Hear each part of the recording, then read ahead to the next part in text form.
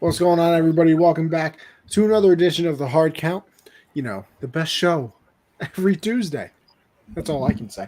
But before we get into it, of course, I have to start out the show as I always do, and make sure that the world knows how my guy CJ's doing. How we doing, brother? Doing great, man. This weekend it's really great. A lot of football, a lot of great football being had, and uh, it's an all timer for sure. Glad to chop All it up with you, timer. brother. How you doing, man? Oh, CJ, today was the first day back at school, and let me tell you something. I I let's see, it's 9 o'clock right now. I left my house at 8:30. I've been home for 2 hours. So Tuesdays are rough for the kid. Full shift. I got class from like 9:30 to 10:50 and then a 3 hour break. So I'm not Damn. gonna drive all the way back home just to have to drive all the way back just to drive all the way back home. So I just stay. Right. And then I got another class that's like 2 hours, and then I have another class to end everything that's like 3 hours. So it's a long day for the kid. Got a little headache situation going on, but listen, nothing is gonna stop the kid from putting on a fantastic performance. You know what I mean? Yes, sir. Let's get it, man. A lot to talk Well, about. CJ, there's a lot to talk about, and honestly, we usually jump right into the games, but I think there's a couple stories we got to talk about first. And one of them was all right. I shouldn't say surprise, but the official announcement, I guess, that Sean Payton has stepped down. He's technically retired from the Saints. I don't know why I almost said Seahawks, but he has retired from the Saints. He's no longer coaching. He said in the press conference, like, this doesn't mean I'll never coach again, but blah blah blah. But he, at the moment, is no longer a head coach in the NFL, and you know, I wonder if after all those years of having Drew Brees and good situation at quarterback and having money to spend, usually the man Sean Payton looked at the team and then looked at the quarterback situation and said, "Listen here, I'm having a great time. Appreciate all the cash, but I'm gone. I'll see you later." Because that's a tough situation that they're in. I think that they're over the cap again. Uh, you dealt with the Michael Thomas thing this year where he could have had surgery basically at any point, but yet still had it, right before the season started. So he was out for the entire year. You got Jameis getting hurt. You paid Taysom Hill money for some unknown reason. Uh, so they don't have a quarterback either, and we all know, as we saw in the NFL this weekend, you can't really win without a quarterback. So I wonder if he looked at that and was like, you know what? You're probably not going to trade me unless you get 3 first-round picks back, which for an NFL head coach, I don't know if you ever actually do that. I think the Jets got 1 or 2 for Bill. I don't know. I can't exactly remember. I know it was at least 1. Uh, so I don't know. What are your thoughts on it? Like I said, I wasn't shocked because it had been reported. A lot of it had come out that he was thinking about it. But for it to finally and 100% happen, I was like, damn, okay, yeah, he actually did it. Yeah, I'm not surprised. Like you said, the team is like, how could you work with that going into next year? My real question is, whose fault is that? Is it Mickey Loomis, GM, Sean Payton have a role into why you're over 50 million over the cap? Um, you're gonna probably lose a few guys. You don't have a quarterback, so it makes the most sense for the the Saint. I mean, for Sean Payton to move on. I mean, it really it's nothing there. It's nothing there for him, and you take a year off, go on the TV, and then see what your options are the following season. I'm pretty sure there's going to be some coaching vacancies. People already throwing the Cowboys name in the hat. Maybe some other teams as well. He has a relationship with the Cowboys, has a relationship with the Giants too. But Giants probably get a head coach in the next few weeks. Cowboys definitely, because Mike McCarthy's probably got 1 year left to at least try to get somewhere to the second round at For least. utter disappointment, of course. Yeah, if they could, get to the second, he has, about 1 year. They can't get to the second round, then he's probably going to be gone. So it's a smart move by him, really. You lose a guy like Drew Brees, who did so much. His legacy is cemented in New Orleans, hands down. I mean, you look at what that franchise was before they got there, the poverty franchise. They used to be called the Aints. Yeah. They used to be their nickname. Paper for bags. Paper bags, yeah. Even when they had, Archie Manning, he was good, but the team was never good. And they get Drew, they get Peyton, they went to a Super Bowl. They have multiple 10-win seasons, multiple divisional NFC South championships. He's a legend down there, so it really doesn't matter if he leaves and goes to another team. It's not it's not that bad of a thing. And kudos to him. Of course, we know about the Bounty Gate. He's had some ups and downs then during his time there. But all in all, he's obviously the best coach that franchise ever had. And, kudos to him for now. I mean, he pretty much kept his options open. I respect that. A lot of people say. Here's the only problem that I see with him coming back to coach, though, because I think he had 3 years left on his contract. So even if he wants to come back and coach, you have to trade for him, because also I don't think it's 3 years in real time. So like if he, I think it has to be 3 years of service time. So I think, it would have to be like, it's not like 3 years from now he can unretire and be like, all right, I'm a free agent now because the 3-year contract's up. Like, I think it's 3 years of actual service time since he retired, and it's not, obviously like an injury or something like that, because I mean he's the head coach. So I still wonder how open the options are, because the team is obviously going to have to trade for him. Right. But I don't know. I mean, here's my question. You're a team like the Giants, who have hired 3 head coaches in 6 years. You're a team like the Jags, who can never seem to get it right. The Raiders, who have had some instability in their franchise. Is it worth it?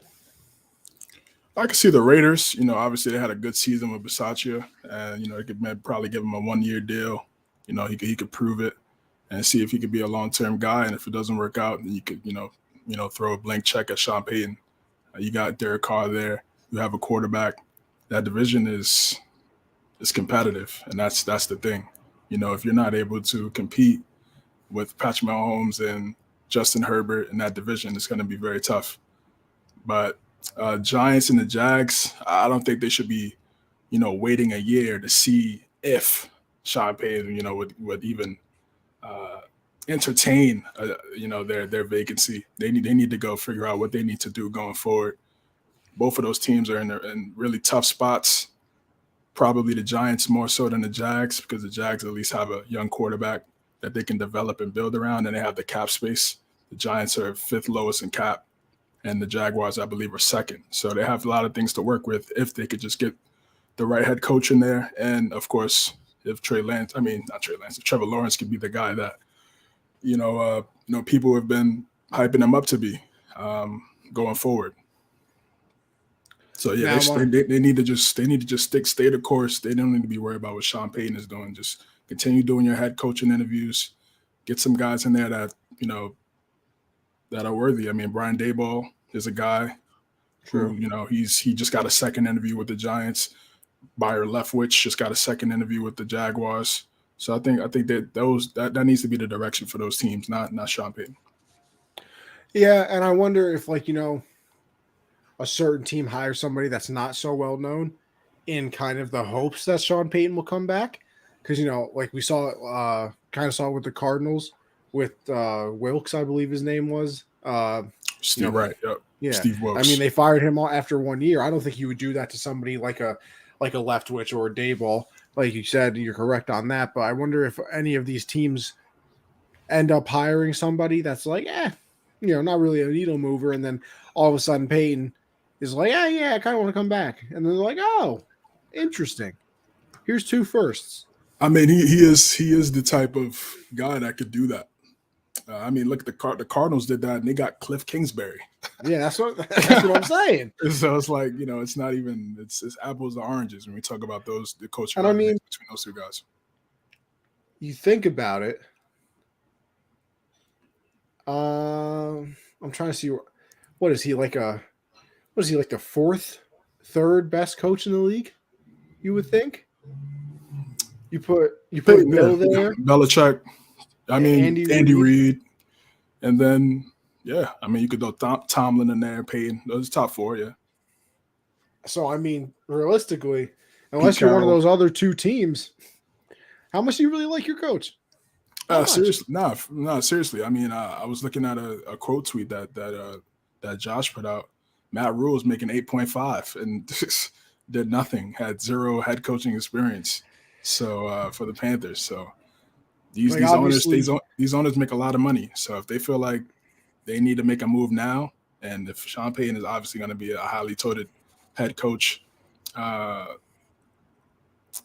free agent, I guess you could say, next year or whenever he feels like he wants to go back into coaching, it's only about a few teams that'll say no.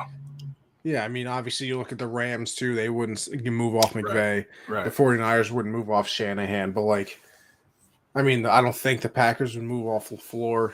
But, I mean, hey, we'll get into that later.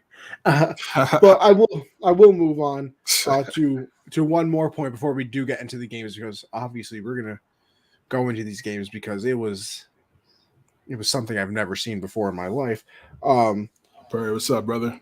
What's going on, Perry? Dustin, what's going on, my brother? Dustin, what's good, man? Appreciate you guys. Yes, sir. So, CJ, listen. When I'm right, I have to admit it, and I mean, I have to. So, what did I say was going to happen with Antonio Brown? It was going to be that he leaves, he loves everybody, then he hates everybody, then they're going to talk about he wants, to get back in the NFL, so he's going to be nice again. And and what happens? Now this man wants to play on the Ravens. So we're almost to the part where he apologizes for everything. We're almost there.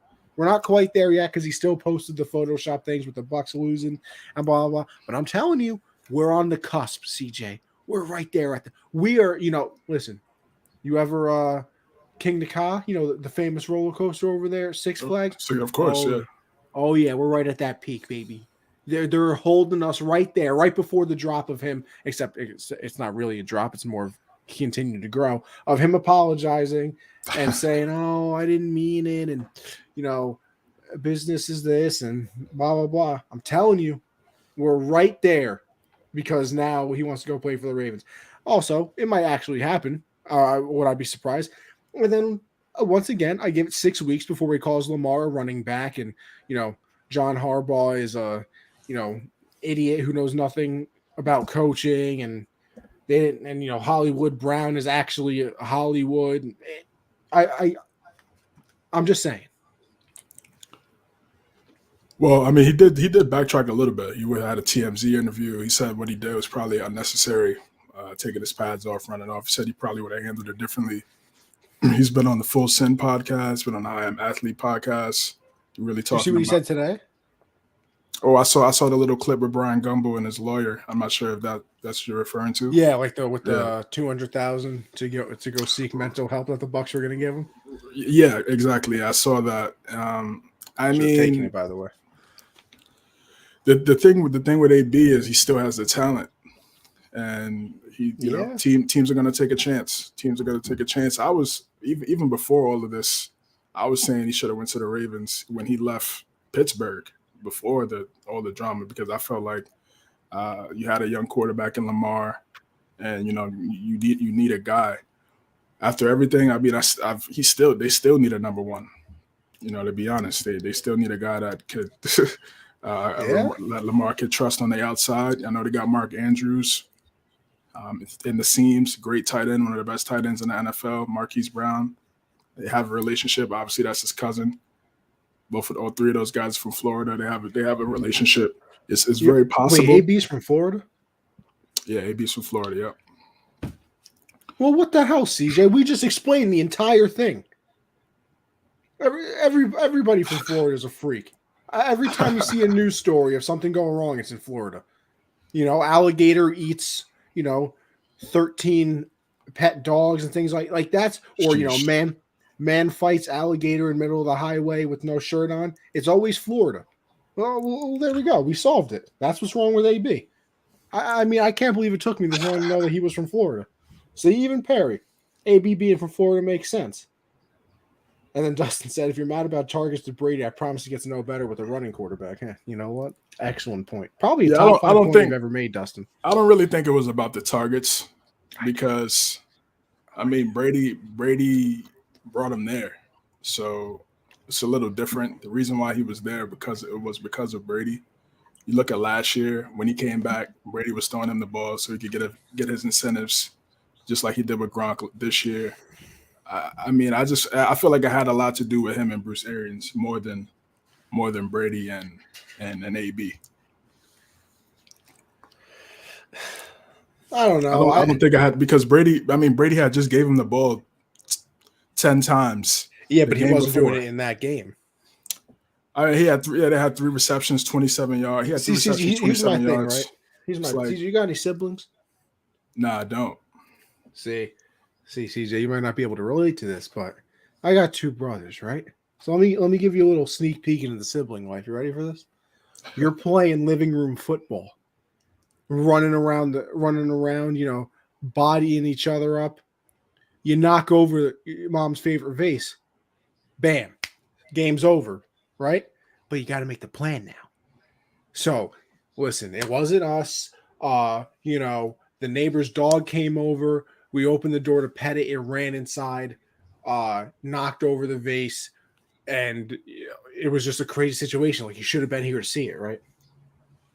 And you got to make sure everybody's on the same page, though, because all of a sudden, if me and brother number 2 say that, and then brother number 3 comes along and says, "Yeah, I can't believe that cat did it," it's like, oh, there's that little hole in that story. There's the hole. And I'm telling, because AB, you remember, it was my foot. And then a couple of weeks later, he was like, I got teams calling me, seeing how I wanted to play for him this year. So teams are calling you, but you're too hurt to play. So why would they be calling you anyway? You can't even play. And then you got LaShawn McCoy saying that, he was a little upset that he was feeding Gronk. So which one was it? You got the little hole. You almost had us. But I'm telling you. I don't know. I mean, Brady gives the rock to anybody that's open. So, and again, he's there because of AB. I mean, AB's there because of Brady. Godwin's out, so, and he was fine last year. I guess last year was because this was like the year in order for him to try to stay in the league, and it was like the last. Well, I told you, I think it was the vaccine thing that gave him the free range. I think the vaccine thing was what kind of started the turmoil between the Buccaneers, coaching staff and front office, Absolutely. and Antonio Brown. That's what I'm saying. I don't feel like it was about Brady. Oh no, I don't. And targets. I don't think it was Well, that. but see, that's the thing. I don't know if it was exactly a Brady target thing, but I think that Arians like AB was saying, that Arians didn't want him to get the ball. I mean, it's so many stories. There's so many stories. Man. I try. No, you're right. I've been trying to keep up with some of his interviews, but it gets a little cringe. But I just say for the Ravens situation, I mean, they do need a guy. They haven't really developed a wide receiver in the last few years. Maybe Rashad Bateman has a solid. He looked solid those last few years. Maybe has a solid sophomore season and steps up and becomes a wide receiver 1. I think we know what Marquise Brown is at this point. Solid number 2, maybe a 3. But you just know, for the Ravens, they're kind of like the Patriots in a way where they don't really put up with the BS. They really don't. So, if it starts to turn over and it starts to get ugly, training camp or something like that, if they were to sign him, he'd be out of there. John Harbaugh doesn't play that no nonsense. He's a no nonsense type of guy. Will it happen? Will Lamar try to say let's go get him? Marquise Brown, let's go get him. Sure, but it's going to be tough. It's a situation to monitor moving forward, I would say. I don't know. Like I said, I don't know if it actually happens. I would definitely be intrigued, though. To say I wouldn't be intrigued is a lie. I'm curious to see what happens in that situation. But if they do sign, I'm just telling you, just be ready for the week 8 Lamar Jackson press conference of him trying to defend himself of not being a running back because that's what AB said. I'm telling you. Yeah, it's just what's really keeping him in the circle and in the news is because he's still talented. His talent is still Oh no, there. no, yeah. Talent and winning are the two deodorants of professional sports. Like if you win, everything else swept on the rug, nobody cares. If Well, you're I feel very like good, right, swept on the rug, nobody cares. right. If it doesn't get out of hand with a talented guy, I mean, in the AB situation, you could say in some cases it could get out of hand. Um, You're where right. he's had a lot of turmoil everywhere he's been at. Every team he's been on, it's been an issue. Uh, Yeah, somebody somebody said in the color cast, Lamar in the last 8 years with all the running, he'll be broken down. And I agree with that. I agree with that. I Yes, do. he has to I improve do. as a passer. I've been saying this for the longest. We'll see what happens. I mean, he's gonna have to improve. He's solid. He's a solid passer, but he's not a great passer. And with these other guys in his conference, he's gonna have to step it up. But if you get a guy like AB who could get yards after the catch the ball, get targets, it's just the other stuff that you don't want to worry about with AB. That makes it difficult.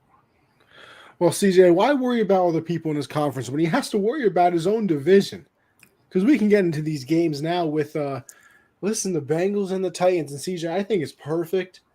It was almost too good to be true that the games lined up the way that they did. Because in my head, they lined up perfectly on an excitement level, like literally perfect, with and in terms of craziness as well. So we'll start off with the Bengals game. Obviously, move on to the Packers, move on to the Bucks, finish it off with that classic game that me and CJ are going to get mad at each other about because we're going to have to talk about the overtime rules. But with that, we'll start with the Bengals, the Titans, and CJ, I want to hear your thoughts on it. I'm going to give my thoughts as well, but I hear myself talk a lot all the time. So CJ, well, I'm going to hand it over to you because I'm going to give it to the smart guy in the show. It was a defensive minded game, really, from the start. First play of the game, Jesse Bates the third gets an interception. Ryan Tannehill, throws a bad pass. Derrick Henry comes back. They try to get him involved. He had some solid runs here and there. Got in the red zone. Was able to get the touchdown. Not able to convert on a 2-point conversion. The Titans defense was phenomenal. I mean, you can't ask for a better performance by them. 9 sacks. Burrow was on the floor, probably pressured, probably 18, probably more times than that. You could probably double that when it comes to pressures. He was, so uncomfortable in the pocket, but you were still able to stay in there and make enough passes to get 348 yards, despite your O-line being atrocious. Chase still unstoppable. I mean, they find a way to beat the cover 2 show. With the back shoulder fades, with the quick routes, slants, getting yards after the catch, and that's another thing what Chase does is he's able to get yards after the catch. So it doesn't even though you're playing too high, he could get a reception that maybe 5 or 6 yards, break a tackle and make it 20 yards. So he's just that dangerous. Let's see what we're saying in the color He's cast chat. got this is the one that made me laugh a little bit. Our boy said, "Who remembered the Titans? Nobody. Tanny All is right. terrible. They tried to force feed King in that offense, and the Bungles knew it. They weren't a true number 1 seed." I mean, and then Dustin's come up with a new nickname for Tano. I don't know if you've seen it. I bet the cover and the win for the Bengals. He said Henry wasn't ready to fully go, and to be honest, Tannehill is Jimmy G Senior. The Titans are kind of like the 49ers in the sense that that everything is great around them except quarterback. The quarterback isn't great, but could be good enough to win you games. And in this situation against the Bengals, Tannehill just turned the ball over way too many times, and you're giving the ball back to Joe Burrow. It's going to be tough. But even in those turnovers, the Titans defense still was able to hold them to 16 points really. which is pretty impressive. I mean, they were a number one seed. I mean, they're a good team, but they just don't have a great quarterback. Like I said, they're really like the AFC version of the Niners. But the thing with the Niners is that Jimmy doesn't turn the ball over like that. He's not gonna. If he throws 3 interceptions, they're gonna lose. It's against a really good team. They're gonna lose. If he throws 3 interceptions against the opposing team with a great quarterback, it's over. Like next maybe. this weekend he turns the ball over 3 times against the Rams. I mean, I don't see the likelihood of them coming back. I don't see the likelihood of them winning that game. Jimmy is the captain of throwing picks. But in key situations. In key situations, he's been good. I mean, like I said, I'm not. You're right. He's a former Patriot. I'm not a hater of Jimmy. He's solid. Like I said, yeah, I compare him to Alex Smith. Minus, Alex Smith's a little more mobile, but he's a game manager. He's not going to be a guy that's going to have all world stats like some of these other quarterbacks that we've seen. But if he could just not turn the ball over and just give the ball to his talented weapons on offense and let them do the work, they're going to win the game. And we know Kyle Shanahan is going to scheme up things to not make him be the guy. And I honestly feel like the Titans are built the same way. It's just Tannehill was trying to do too much and force the issue and kept turning the ball over. And, ultimately had a terrible turnover. I mean, you get the ball back. You get the ball back and you could win the game. It was 25 seconds left. And all you have to do is just hit your checkdowns, go up the field, spike the ball, kick a field goal. You're in the AFC Conference Championship game. But instead, you try to force a pass in there when you don't really need to, and you're trying to be the hero when the team is not asking you to be that. You just need to be a teammate, not the hero. And he did too much, and it cost him, and that's why they're home. Listen, Tannehill tried to what? Listen, let me use a nice little Gen Z term for you right now, right? He was trying to give off that main character energy. Tannehill, he was. Listen, brother. Right? Yeah, he was trying to be like the protagonist, where it's just like, no, he's doing too much. It's just doing too much. Just be a supporting cast. Just be a supporting cast member and just let it rock. But Ryan Tannehill is like, let's see. Ryan Tannehill is basically Sandy Cheeks of SpongeBob. That is Tannehill, right? Every few episodes, she's involved a lot, and the story revolves around Mrs. Sandy. Tannehill, every few games, he'll throw like 3 touchdowns and throw for 300 yards. I'm like, oh my god, Ryan Tannehill, like, I didn't know you were built like that. Maybe you are good. And then you go like 4 more years, and Sandy's never on another episode, and you're like, oh wait, that's why we had no faith in him. Adam Sandler on The Longest Yard is Tannehill. Nah, it's crazy. I just watched The Longest Yard too. I love that movie. Love that movie, bro. The part where he's throwing at the refs to get them out of the game, and then I think he broke his freaking neck. Yeah, that movie's hilarious. Yeah, they had the weirdest cast for that movie too, though. Like, they had Michael Irving, Adam Sandler. Had Goldberg, the Great Khali. Like, Stone Cold was in it, wasn't he? Stone Cold was in there. Kevin Nash. They had a bunch of guys. Brian Bosworth was in there. Wait, Kevin Nash was in that? Kevin Nash was in there, yep. Yes, he was. You're right.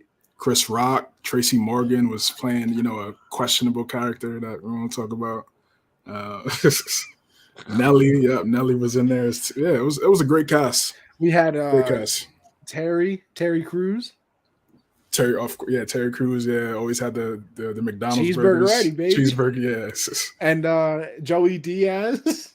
Joey Diaz, facts. Yeah, he was a can of corn, and I'll be fine. Could it run with the team? It was just all laid out, stomach all out. Like, the movie's hilarious, man. Nah, that movie is that's a great movie. I might have to watch it again. I haven't seen it in a couple years, but I used to watch that movie all the time. Oh my god. But anyway, let me get back to this game. Because and I said this yesterday on Gen Z, where I'm more impressed with the Bengals winning this game than I think I've been in a lot of other games. And here's the reason why, right? We saw it when they played the Chiefs, that we know Oh, sorry to get you guys off topic. Oh, no. That's what makes the shows fantastic. Let me tell you something.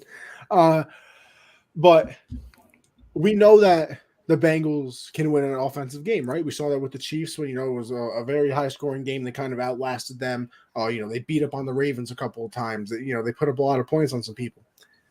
I was never sure that they were going to be able to win a game where their defenses actually mattered. And their defense has improved a lot. I will give them credit in that end, but it's definitely not, nobody's going to sit here and tell you like, oh yeah, the Bengal defense is top tier, and like nobody was ever going to say that. So the fact that they can win a defensive minded game is very impressive to me. And then here's the other thing.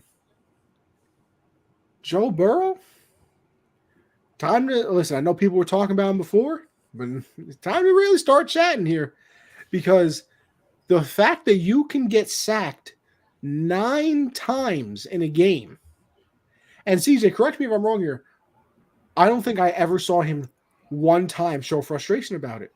Every time he got sacked, nope, got right back up. He knows by now that his O-line is pretty bad, So it's like you don't want to bark at your O-line and start bugging on him, and then you're really just giving up a whole bunch of sacks. Bad enough they gave up 9. You got to stay the course. Stayed even killed. Really, you got to respect that. Very poised. Did you see that? Yes, sir. What was it? That he got sacked 9 times in that game. Brady was sacked 22 times the entire year. Night and day. It just speaks. I mean, the Bengals are right there. They have some money. They have some cap space. I think they have $58 million in cap space. All of that needs to go to the 5 guys up front. All of that money needs to go to the CJ, you're making my point right here too. Because let me tell you something, and I don't want to say because I don't want it to be true. But if you don't protect him, do we all remember Andrew Luck? Sure. Yep. I mean, listen, getting sacked 50-something times a year, it doesn't really feel too good after your 3rd or 4th year into the league. Now the money hitting every time, you could sack me 80 times in a game, I probably still get back up. I'm getting paid, $45 million. That Joe Burrow is probably going to get. Actually, it's probably going to be more. He'll probably make in the 50s, honestly. Even look at last year in the Super Bowl. I mean, the key difference as to why the Chiefs weren't able to score was because of the pressure that Tampa Bay was able to put on that offensive line. Patrick Mahomes just didn't have enough time in the pocket to make plays. Yeah, they're gonna need an O-line to protect Burrow, man. They're still a young team, which is the great part about it. But now it's time to start building that offensive line. You got your quarterback, you got your number 1 wide receiver, you got your number 2 and 3 wide receiver, clear cut. They know what their roles are. Solid tight end, top 5 running back, and now it's time to build that O-line. Defense is solid. They have a bend, but they have a really good defense. I mean, they were able to stop the run. They don't have any household names, like you said. Jesse Bates is really good. He's not a guy that doesn't get talked about a lot. Eli Apple's annoying, yes. Yeah, I got Eli Apple as a nickel. Von Bell. Did you see him on Twitter this week? Yeah, he talked about New Orleans. He was like, "Oh, I don't know what fan base is more annoying: the Giants, the Saints, and then it was some other team too that I didn't even know he either played for or played against." He was on the Jets and he was on the Giants and the Saints. I think he was going at both cities. Well, no, because in one tweet he went for a 3rd team. I don't remember which team it was. But and then all of a sudden, but the Bengal fans are the best and the most knowledgeable, and trying to get paid. Eli Apple, bro, calm down. You're like you haven't even had a glow up, my guy. You went from like garbanzo beans to like what are those stupid jelly beans called that like taste like trash or they're good? I haven't had jelly beans in so long. I'm blanking on that one. It's like a board game thing. Somebody in the comments is going to help me. I can feel it coming. Come on, guys. I know what you mean. Solid corner. He's a solid. He's a solid nickel. He's not a shutdown guy. Bean boozled. Bean boozled. Okay. He went from straight garbage to bean boozled. Where like every other time, it's pretty good, but half the time you're also getting soured milk and toothpaste instead of blue raspberry and stuff like that. So I gotta stop making food references. Everybody already knows I'm fat, so I can't keep doing this stuff. It's it just makes it easier. I'm telling you. But yeah, I was impressed with this one, and I think for the Titans moving forward, how many times we gotta say it, CJ? First of all, hire us as GMs. We would take teams to the next level, but you can't win without quarterback play. And I think the Titans are to the point where I said that I would want to be if I was a team, where I have a very good one, but I'm a quarterback away. Now, that sounds weird because I always say quarterbacks are important, but I would rather try and find the one quarterback than have the one quarterback and be the Jags who have nothing else.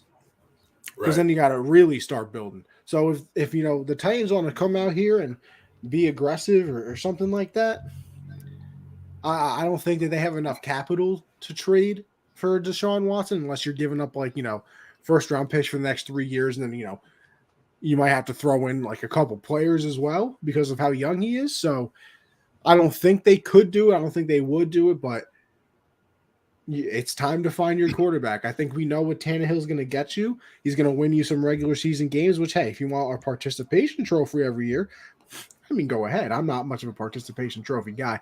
But well, yeah, they haven't had a good quarterback since who? McNair? Yeah, Kerry Collins was solid, not good enough. Obviously, we know about Mariota. Yeah, who was the dude before Mariota? He had a weird ass name. They had Jake Locker. They had they had a few guys. I thought it was something like Burger. Maybe played like a burger. He fastest flies out of the league now. Yeah, that's why we don't remember his name. Zach Mettenberger. Yeah. Yes, Zach Mettenberger, bro. Zach Mettenberger. Come on. What were we doing? Sports. That's clutch right there. I forgot about Zach. Stone. That's why I need you in these streams, bro. Yeah, that's why I need you in here. Yeah, I'm a little sad that nobody had my back with the Bean Boozled when I asked, but we live and we learn. It's all right. We can move on from there. We'll survive. CJ, you got anything else on this one? Nah, man. I mean, like you said, Burrow's there. He's there with these top AFC quarterbacks. I saw a tweet Pro Football Focus put out. They put all the young QBs in the AFC. It's gonna be a wild ride for the next 7 to 10 years. Obviously, I feel like regardless of who you got to go through Kansas City because Patrick is so dangerous, Arrowhead factor, and then again Kelsey and Tyreek Hill. It's the big three. It's this era's version of a big three. It's going to be tough to stop, but the quarterbacks is very talented. You got Josh Allen, Burrow, Herbert. I still throwing Lamar in there, and then you still got to put Deshaun Watson in there until things get figured out whether he goes to the NFC or he stays in the AFC. If I'm Watson, I'm trying to go to the NFC. I mean, there's not a lot of I would competition. Go to the NFC in a heartbeat. Yeah, Brady's on the way out. Rodgers might be on the way out. Russell would just be Russell Wilson, Kyler. Russell might be on the way out because he might come to the AFC. Yeah, right. Exactly. Yeah, exactly. So, it's I would definitely go to another conference. At least you would see those guys in the Super Bowl if you were to get there, as opposed to getting knocked out in the divisional or wild card round. You have no shot at even touching a bowl or having an appearance. So, but yeah, it's a lot of talent. You said that on purpose. What do you mean? You said that on purpose that they didn't have a chance to touch the ball. You said that on purpose. I see what you're doing here. Trying to get me riled up already. Oh no! I honestly wasn't even. I wasn't even thinking about it when I said it. But it's good. Yeah, it's gonna be a crazy ride. I think football is on a very high trajectory. I remember when people wanted to boycott the league. Remember those days? But yeah, man, you gotta the quarterback play now today has been phenomenal, and it really showed this weekend. Boycotting the league, bro. Yeah, that was the funniest shit that ever happened. Everybody was like, "Oh, I'm not watching anymore." Yeah, for one guy. But the ratings are the best they've ever been. By the way, just throwing that out there. So we didn't need you anyway, buddy. Don't forget about Teddy Bridgewater when talking about big time AFC quarterbacks. Listen, I couldn't even say the whole sentence without getting the giggle out. We got some jokesters in the comments today. Unbelievable. But all right, let's go to a beautiful game, if I say so myself. The 49ers. No. Yeah, I lied. 49ers and the Packers. Next up on the docket. And listen, I want CJ, if it's okay with you, I want to start this one off. Because go ahead, yeah. I got a question for everybody out there, all you Aaron Rodgers people. How we doing? How we doing on that? Aaron Rodgers is. I would take Aaron Rodgers over Tom Brady, and if Aaron Rodgers played on the Patriots, he'd have 10 Super Bowl rings. How we doing? I'm just curious. I'm just a little curious because Aaron sold. I didn't bet on that game for a reason. Because listen, all I'm saying is he's 11-10 in the playoffs, and not only is he 11-10 in the playoffs, he's 5-4 at home. And then there was a clip of that 2019 NFC Championship game where they played the 49ers talking about, yeah, we got to get these ones at home because, it's a different game playing in 0-degree weather, snow, and every. Bro, you're telling me this man just complained about playing in California where the weather's perfect during a playoff game? First of all, that should have been one red flag. Second of all, you finally got your game at home. You put up 10 points. 10. Now, granted, were the special teams awful? Of course they were. The fact that a field goal can get blocked and a punt can get blocked, and not only was a punt blocked, but returned for a touchdown, yeah, that's a terrible situation. But I came on this show, so I got to do the same thing, keep the same energy. Killed Dak for putting up 17 points at home. He put up 10 points. 10. And Jimmy tried to give the game back, throwing an interception. And also, by the way, he almost threw 4 interceptions in that game if the Packer quarterbacks actually turned their head around. Jimmy threw it to the Packers at least 3 times in that game. But doesn't matter. And then here's the other thing, right? And this is what has always separated Rodgers from everybody. He doesn't trust anyone, right? Listen, he threw the ball 29 times. CJ, are you aware how many targets Adams and Aaron Jones had combined? Do you know the number by any chance? Yeah, I'm saying targets combined, you said? Yeah.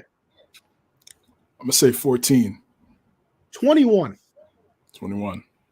So you threw the ball 29 times, and 21 of them went to Aaron Jones and Devontae Adams. Yeah. That's there you go. That lost you the game right there.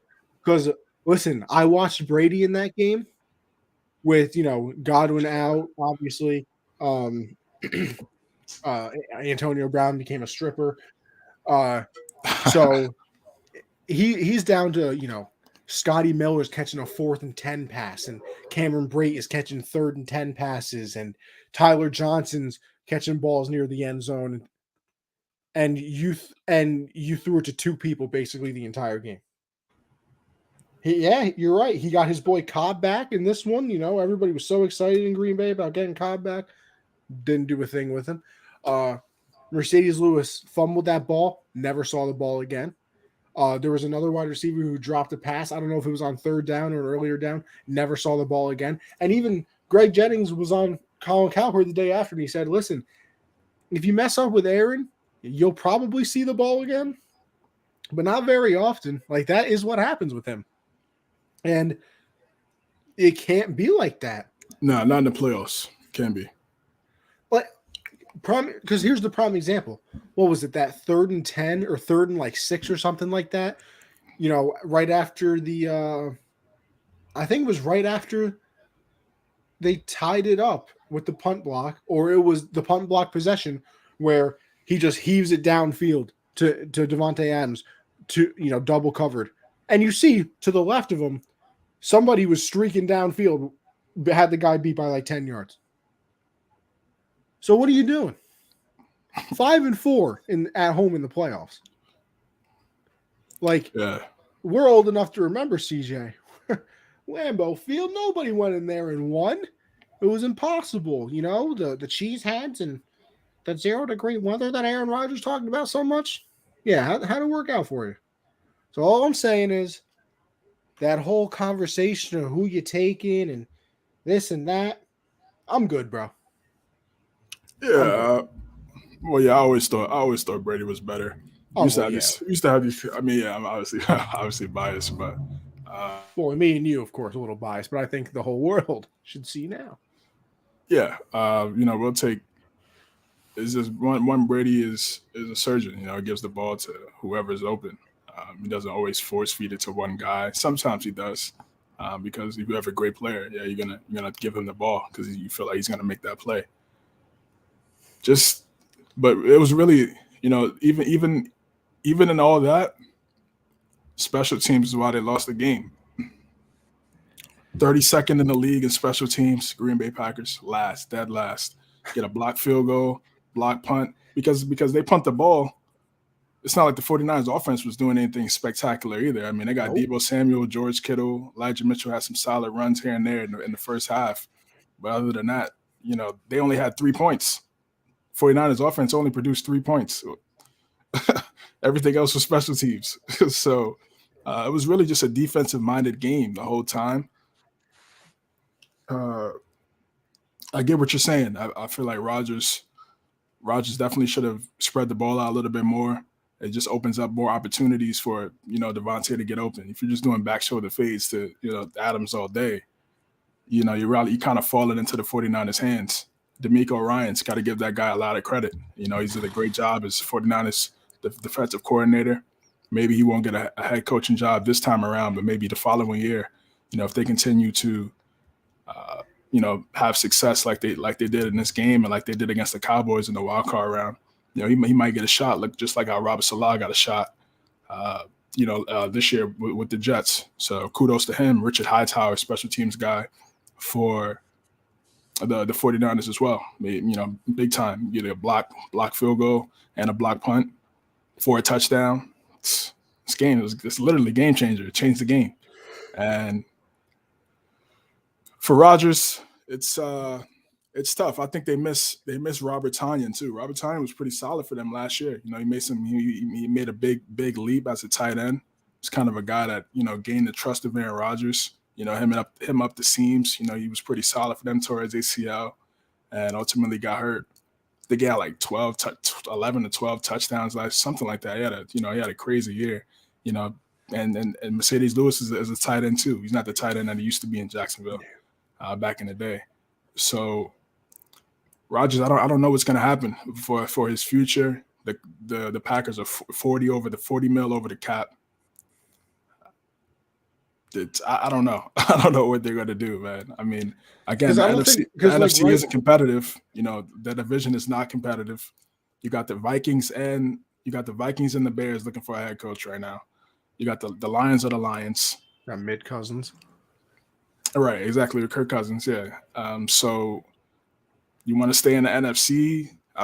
People are talking about, Brady Rodgers swap to Tampa Bay. That's been a thing going on. If Brady retires, Rodgers goes to Tampa Bay. People have been throwing that out there on Twitter over the last 12 hours or so. So something's going to happen. He said on the Pat McAfee show he's going to make his announcement pretty soon, probably in the next few weeks, probably after the Super Bowl. I think that makes the most sense. So he could be the story of the league before free agency hits. It's just smart strategy, marketing-wise. Damn, Perry. Michael got in your head. I was going to say, Michael got in your head. Michael's been saying Rodgers to Pittsburgh since the season started. Rust in the Broncos? So what does that mean? Does that mean Watson to the Panthers? It's possible. It's possible. I just really – it doesn't make sense for those guys to go to the AFC. No. It doesn't make any sense because you got to see Mahomes, and as good as the Broncos and the Steelers are from an organizational standpoint, so I get it. But You got Patrick Mahomes in that division. You got Patrick Mahomes in that conference. You got to go. You got to go. And they didn't even have the first seed this year, and they're still hosting the AFC Conference Championship game in Arrowhead. So he's the Brady of this new era. You got to go. You got to go to. Let's just like you got to go to Foxborough to stop Brady. Now you got to go to Arrowhead to stop Patrick Mahomes. I just don't think at Rodgers at 38, 37. Maybe he feels like he has a great relationship with Tomlin. They want to make things work there. They have a really good defense. Very possible. You got Burrow in that division now. Lamar Jackson, for what is worth. Some people are down on him, but it's still competitive. It's still a competitive division. I mean, they had 8 wins. They had 8 wins, and as soon as he got hurt, they missed the playoffs. If he stays healthy, they make the. I think they find a way to get in the playoffs. They get at least 10 wins if he stays healthy. Yeah. So, I don't know. We're saying Russ to the Broncos. CJ, hold on though. Could you imagine all these quarterbacks in the AFC? I mean, it's literally the AFC would become Thanos. They would have every single Infinity Stone plus a couple. Seriously. I mean, all right. The top 5 quarterbacks in the NFL right now. The top 5 quarterbacks in the NFL are probably Brady, Rodgers, Mahomes, Allen. Yeah, see, and then from there you could play. Yeah, that's when you get into the technicalities of who do you really like more. Yeah. Burrow, Herbert, Lamar, Deshaun. Watson. Yeah, yep. And I guess all in the AFC. The NFC would literally just retire. Yeah, it would be a lot of bad football. I mean, we'd have teams with mid quarterbacks, have some solid playoff runs if that were the case. If Rodgers and really hoping Russell, for that to happen though.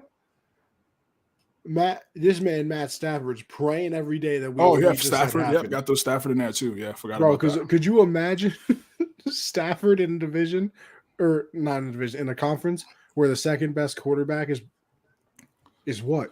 The Kyler? Yeah, at least for a year or two. Yep, until some guy we never heard of that's probably throwing footballs in the dark right now. That could be a all timer in the next 2 or 3 years. Yeah, they'd run through that conference. Them and if Trey Lance becomes a guy, that those would be the 2 teams, clear cut teams in the NFC. If Lance becomes that dude, I mean, and they already have the Rams number, so bro, it's like on speed dial. Yeah. Like, I know we got to pick our games later, and it feels like the Rams should win, but like, how can you confidently pick them knowing that they've lost 6 games in a row to them? It's a bad matchup. They're a bad matchup. 49ers are a bad matchup for the Rams. 49ers are a bad matchup for a lot of teams, apparently. It's because they could get to the quarterback with 4. And then they could drop back with 7, and it could get funky from a coverage standpoint. Bosa, Greenlaw, Eric Armstead, those guys, they could get to Stafford. They could stop the run, and then they like to run the ball, so they like to take the air out the ball, control the clock. Bad matchup. Bad. So I'm saying if Garoppolo's just on his game, and Garoppolo plays well against them, so it's like. People are just, anointing Rams. I mean, even I put it in the chat. I was like Chief Rams, but now I thought about it. I'm like, it's a tough matchup, man, for them to go up against. Did you see what Mina Kimes said today about Jimmy Garoppolo? Yeah, she was throwing some shots. I saw her throw some shots on First Take, and then she kind of doubled down a little bit on Twitter as well. I'm all for it. First of all, I love Mina Kimes. She's one of the better people out there, in all honesty. I think she does actually really fun content.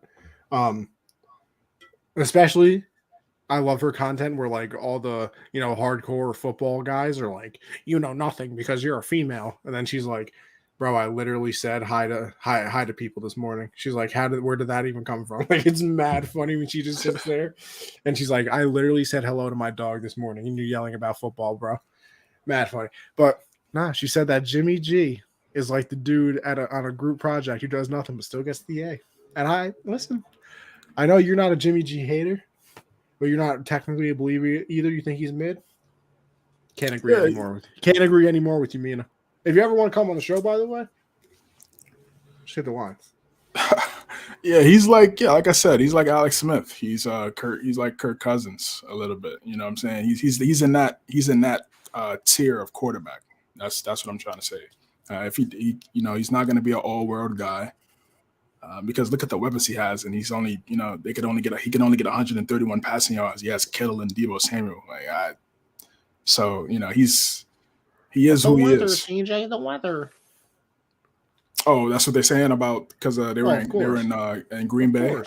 I mean they were in Dallas in a dome the week before, and he didn't have great stats. No. So uh, it's just who he is. He's good.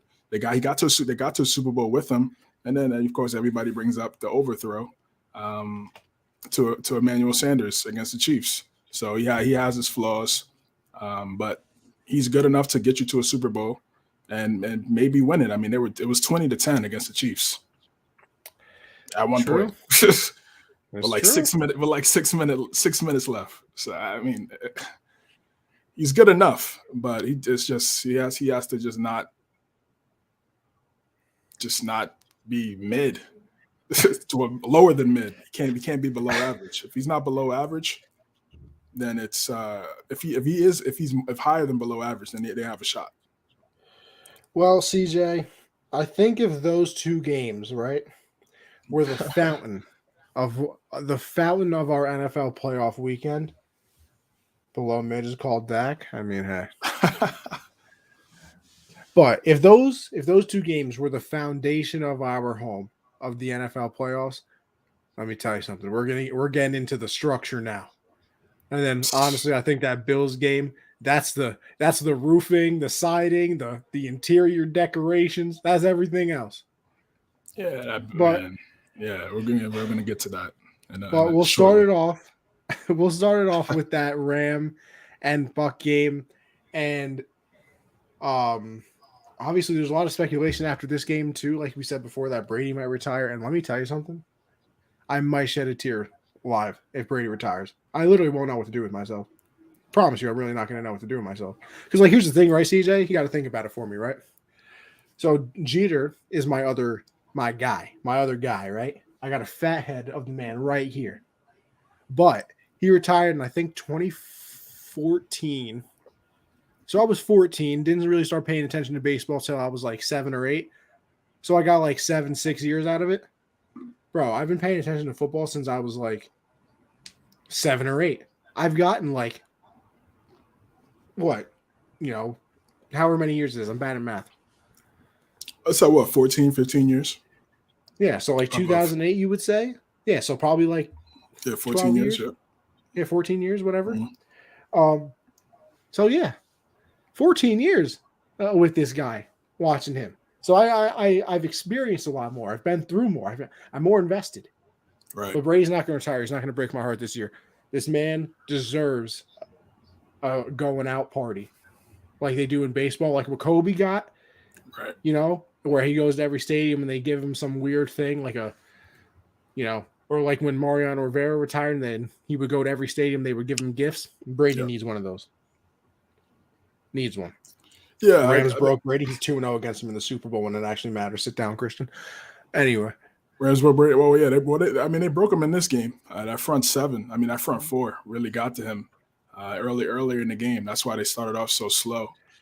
Von Miller had an extra burst in the playoffs, really playing well. Floyd as well, Leonard Floyd, Aaron Donald, of course. You got to double team him, so it just creates more one-on-ones for those other guys. They're another team. They could do the same thing. They could rush 4 and drop 7. It's tough. It's tough to stop. It's tough to stop those teams when they have the ability to get 4, get to the quarterback with just 4 guys. And Tom was struggling. He was off his spot. Tyler Johnson was dropping some passes. It was difficult in that first half, and then the second half came along. I don't know what happened to the Rams. I mean, you had fumbles and Kupp fumbled, and it's like as soon as Kupp fumbled, like everything just spiraled out of control. Akers fumbled twice. Then you had the botch snap and went over at Stafford's head. It got ugly. But Todd Bowles called one of the worst calls. Now looking here we are about 3 days later or so, and I'm looking at the play, looking at film, and watching some shows, and they're saying Levante David was supposed to blitz. He was supposed to get there. Okay, it was a miscommunication call, but I still feel like the play before Cup beat Murphy Bunting on a double move to get what 15 to 18 yards. You gotta play two shell, bro. You can't call a cover blitz when you know they need a chunk play. You know they need to get in the field goal range. You got to understand the magnitude of the moment. Like, yes, I know they got the sack. They got the sack on the first play when they got the possession after Leonard Fournette scored the touchdown. But you just got to know what you're doing, man. We've seen them get 4, but they weren't really able to rush the quarterback with 4 in this game. Stafford was really chilling in the pocket the whole time. Cup broke one early in the first half on a miscommunication from the safety and the cornerback. It was a lot of failed coverages from the Bucs secondary in this game, and which is why they lost. I mean, Cup is amazing. I mean, Antoine Winfield Jr. is one of the best young safeties in the NFL, but against Cup, it's a mismatch. It's a mismatch. Nobody looks good against Cup. Yeah, he had a step on him, and again, like I said, people sleep on his speed. I mean, once he hits the top of his route, it's good night, and that's exactly what it was for Tampa Bay. Yeah, I mean, obviously everybody gives the credit to Brady, and in the moment, of course, I tweeted and did that as well. But what'd you say, Christian? What's the Niners postseason against the Rams? Exactly, new season. Look at that. And the funniest part though is Christian's all keyboard warrior and everything like that. I didn't see him tweeting one thing at nobody when the Bucs were making a comeback. Man was quieter than a mouse. Yeah, he was locked in. I don't blame him. He was all scared boy, and then they pull out the win, and now he can puff his chest out. Yeah, Todd Bowles. You got to give credit to Todd Bowles, man. I mean, that man. Yeah, you better send him a real estate investment or something like that. I was busy being a fan. Yeah, I don't know. I don't know what. Again, that call just didn't make a lot of sense to me, man. I think there's a stat out there too. I think Stafford is number one quarterback. Oh yeah, Pro Football Focus against the blitz. CJ, right? So you gotta know your personnel. So here's my thing, right? Like obviously, the comeback is great, but everything comes back to those, plays. So yeah, first mistake, right? You got the sack. They call the timeout. They now have 0 timeouts remaining. So, wouldn't you think you would also have to protect the sidelines? Because that's the part of the thing that's being underrated to me in a certain way is that second play to Cup that you were talking about. They let him get out of bounds. If you don't let him get out of bounds, the clock keeps running. The next snap probably comes with about 10 seconds left. Well, Cup really just made Murphy Bunting fall on the route. He bopped him, really. I mean, he did a nice double move and he fell. And then that's how Cup got open in order to get out of bounds.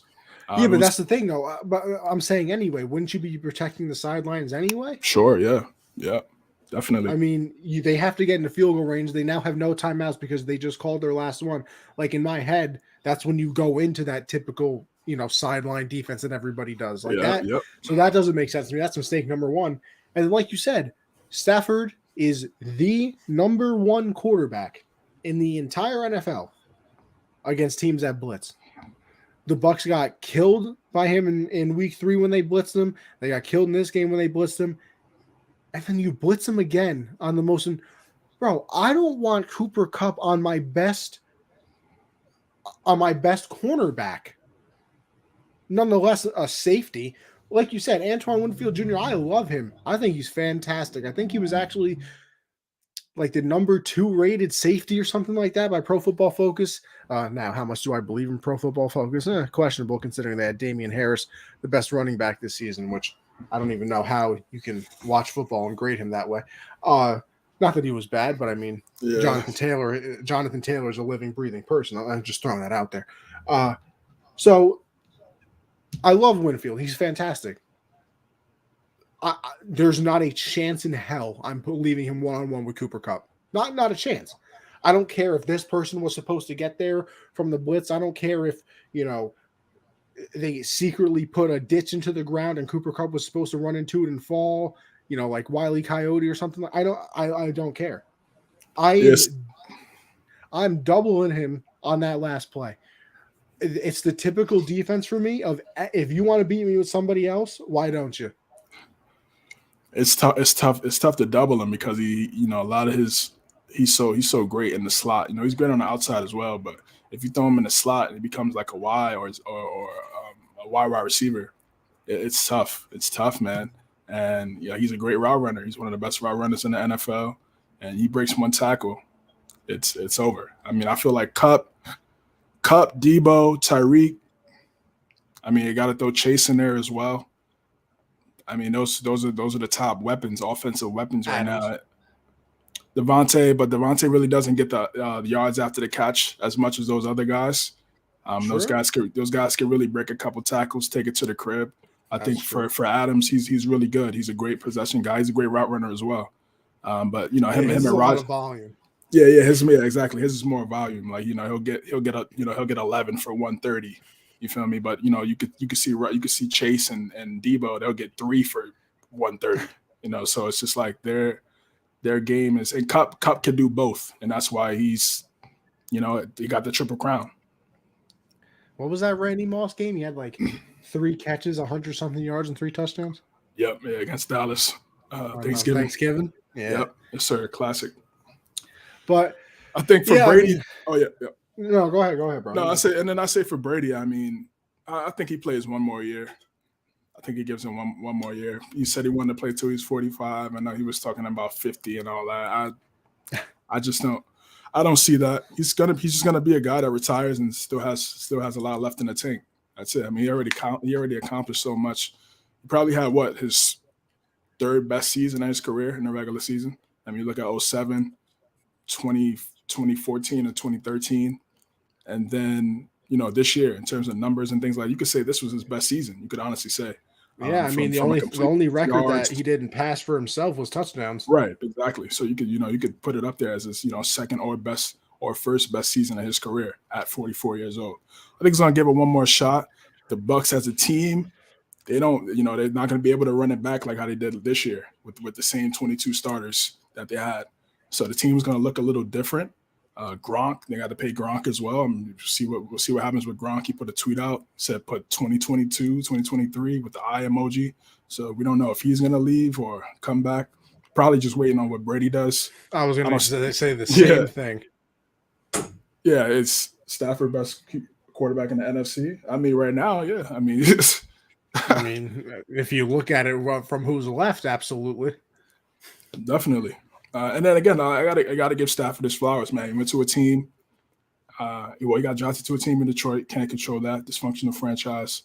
Terrible. Franchise. Put up a lot of yards, but he also has a lot of game winning drives in his career. Despite playing for the Lions, he's also done a really good job of winning some of those games. Yeah, he's lost some games as well, but now he goes to a team in the Rams where they're built to win now. I mean, this is like I've been saying this since they acquired them in the offseason.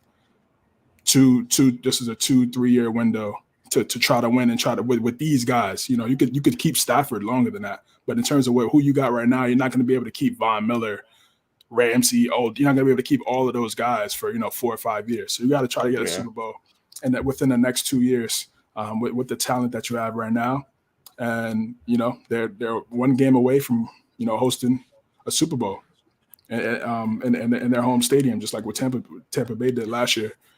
Tough game though.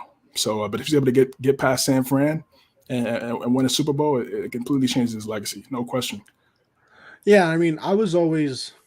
Listen, you see me argue it in the group chat. I mean, Stafford's fantastic. Like, I don't know what people expect. Like, the whole notion to me that Stafford wasn't good is mind-boggling to me. Like, because I'll throw this out to anybody else too. Yeah, people can say it's like empty stats.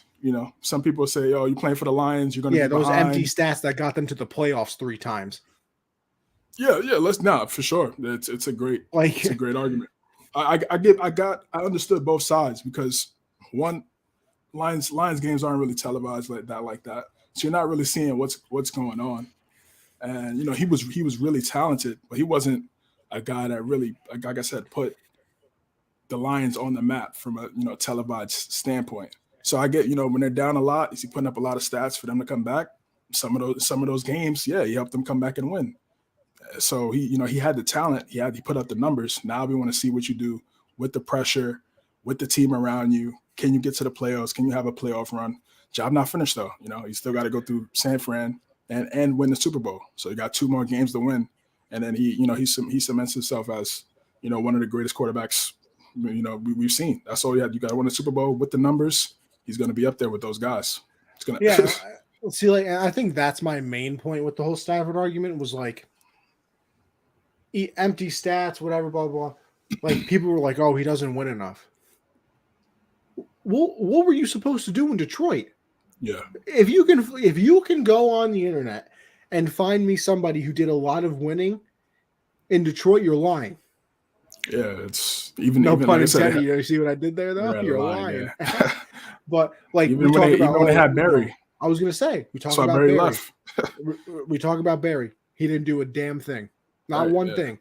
Because that people talk about like, is he a game changer? Yeah, he is a game changer, but you can't change the entire goddamn team. Right. Like you can try real hard, and I've said this as well that I think the greats can overcome the deficiencies of their teams. I think that's what makes them great. Like I don't think you're great if you have the best team every year and you continue to win. Like yeah, you'll probably end up being great because we look at things like that. But you're gonna tell me it's not more impressive that Brady was winning Super Bowls with Edelman and Amendola than if he had Randy Moss and maybe Marvin Harrison or somebody like that his entire career? Like, no, it's more impressive because they do it in a certain way. It's more impressive to me that Matt Stafford even knew what the playoffs were. Like, the fact that he even knew what they were while he was a member of the Lions is astonishing to me. And for people to be like, oh, well, he hasn't won. He didn't really do this in the playoffs. He didn't do that. Go find me the Lion that did. Megatron didn't do nothing. Barry Sanders did nothing. Stafford on the Lions, guess what? Did nothing. But I can tell you one thing. He's clearly proved that it wasn't him. It's a perfect marriage, man. Like I said, I've been saying this for the long. I've been saying this since we've took over the show last year. Like if you want to have a successful team, you got to have 3 things: GM, head coach, quarterback. And the Lions only had one. They only had the quarterback. 2.5, maybe 1.5. Jim Caldwell was solid. Yeah, Caldwell was solid. A couple 9 wins here and there, but now you got Les Snead, Sam Kroenke, willing to pay as much as possible as an owner. Sean McVay, one of the best offensive head coaches in the last 10 years, and now you got the quarterback. Goff was a guy who you could win. I mean, they went to the Super Bowl with Goff, but they weren't able to win the Super Bowl with Goff. So you need a guy that could change the game and add a different element to that position, and that's what Stafford has done this season with the Rams. And then on top of course, putting the pieces around them, having a rapport with Cooper Kupp, bringing in Odell mid-season. I just thought of something beautiful. Cam Akers coming back. You got 2 Hall of Famers on the defensive side with Ramsey and Donald. So it's a team game. Of course, I know we love to anoint the quarterbacks as to do everything, and they get 100. They get all of the credit when they win, and all of the blame when they lose. But it's still it's a lot of key factors into winning. Of course, they played the biggest part.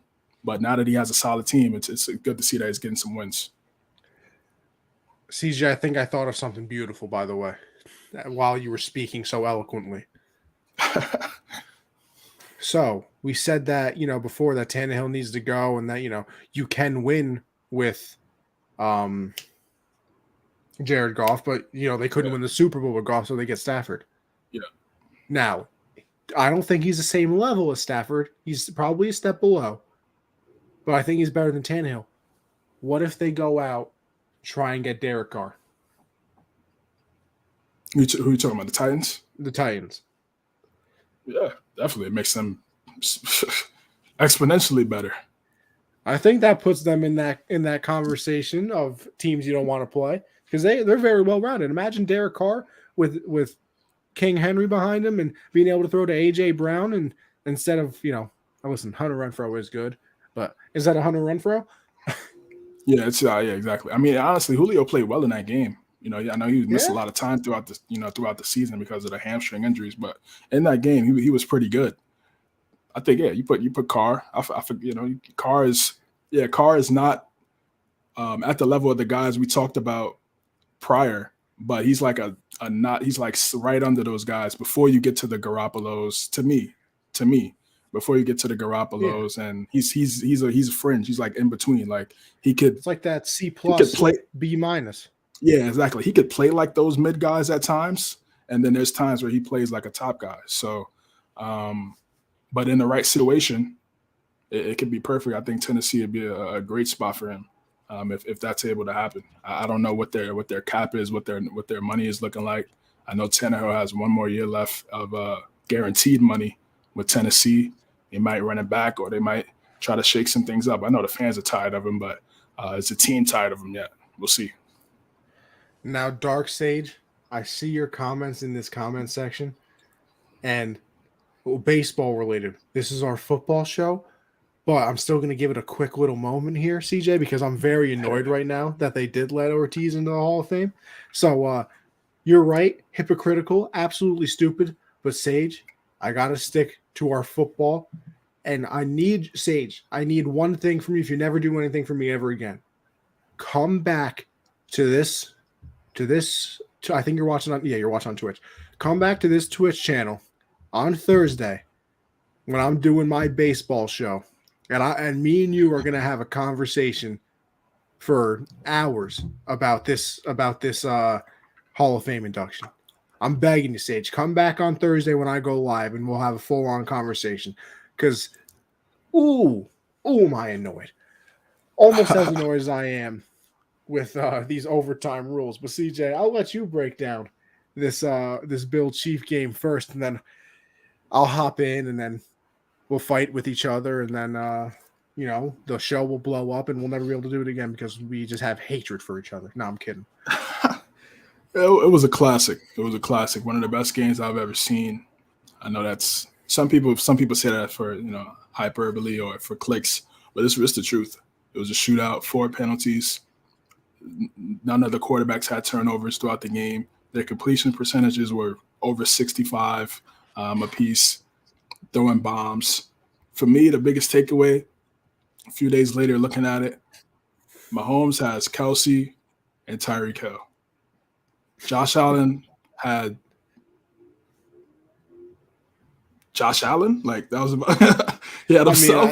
Gabriel Davis. Yeah. Right. But again, he had one of the all-time games, but he's not a guy that's featured. You know what I'm saying? So 4 touchdowns, first time it ever happened in NFL playoff history. Right, exactly. So he had a phenomenal game, but he's not a guy that people were looking at as, this is the guy you need to watch out for.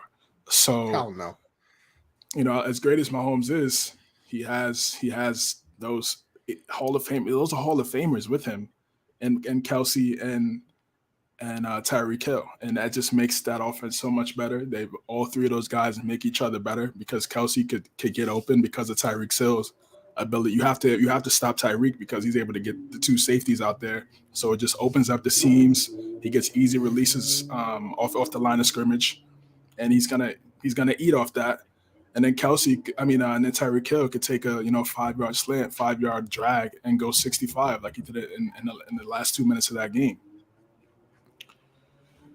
That's one of the biggest takeaways. And that's probably the top 2. And then second is situational play calling. I mean, it's it gets so tight in the playoffs, and it matters so much. Got 13 seconds left. That's that's one of the big storylines from this game.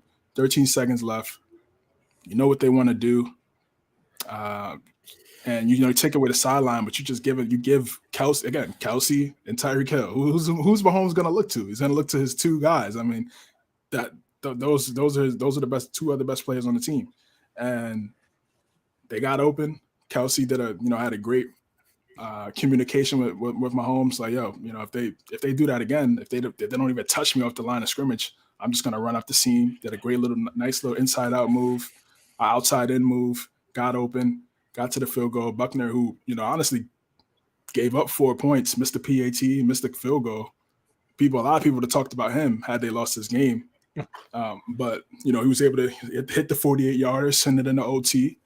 And then in overtime, again, I mean, for me, like about the rules, like I'm they're probably going to change it eventually, probably in the next 2 years or so.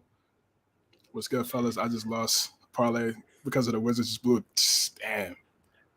That's tough. Nah, listen, Josh, I make fun of you a lot, and we have great times on our show, but that's just terrible. Yeah, that's bad, man.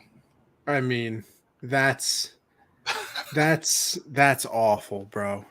35-point lead, bro. Nah. Feeling free, bro. Send that into Bad Beats with Scott Van Pelt. Yeah, that over the overtime. My thing is they're gonna change the rule eventually, just because of the great quarterback play we have right now, and more fans are gonna want to see the back and forth between the great young quarterbacks, and they'll change it.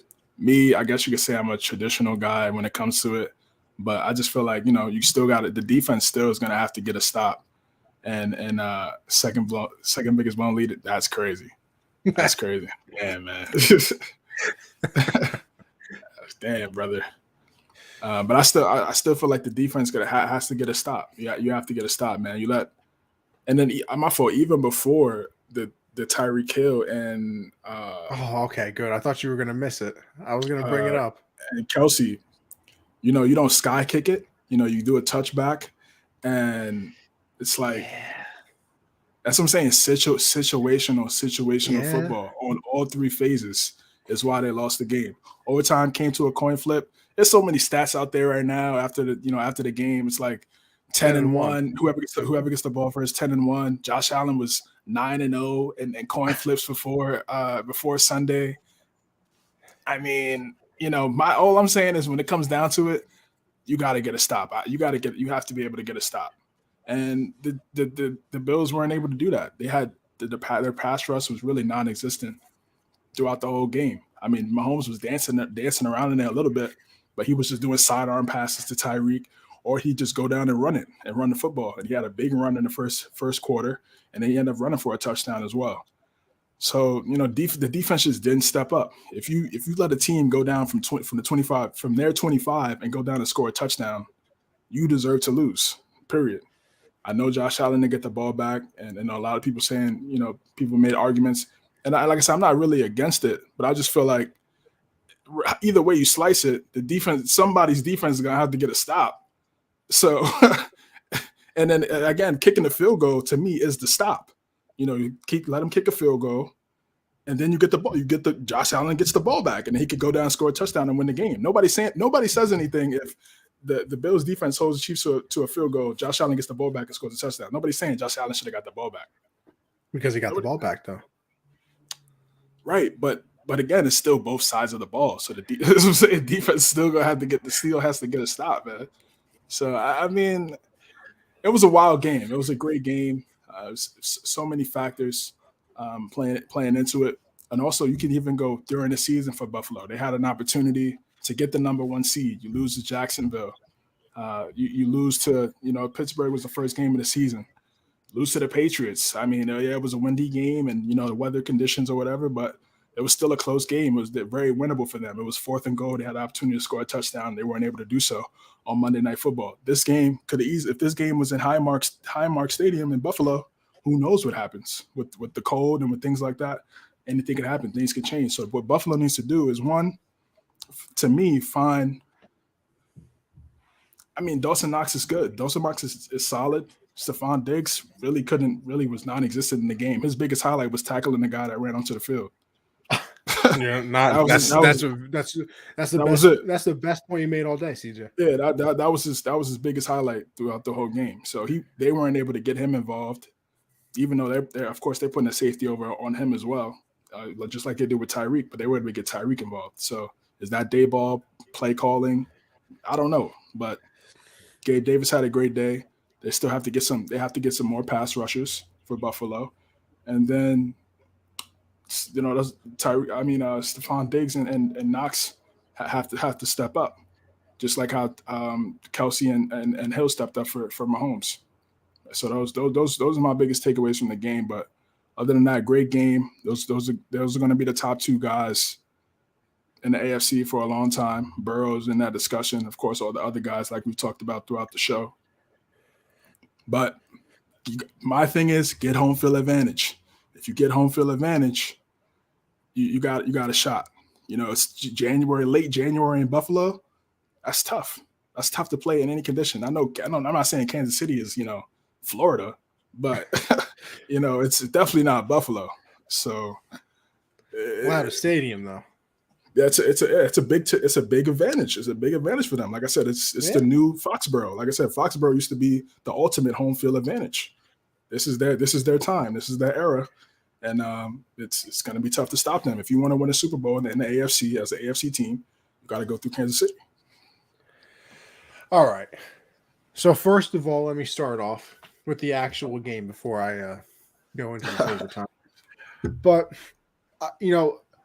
for the game itself, right? I think this is the first time I've ever seen it where two quarterbacks in the same game played literally perfect.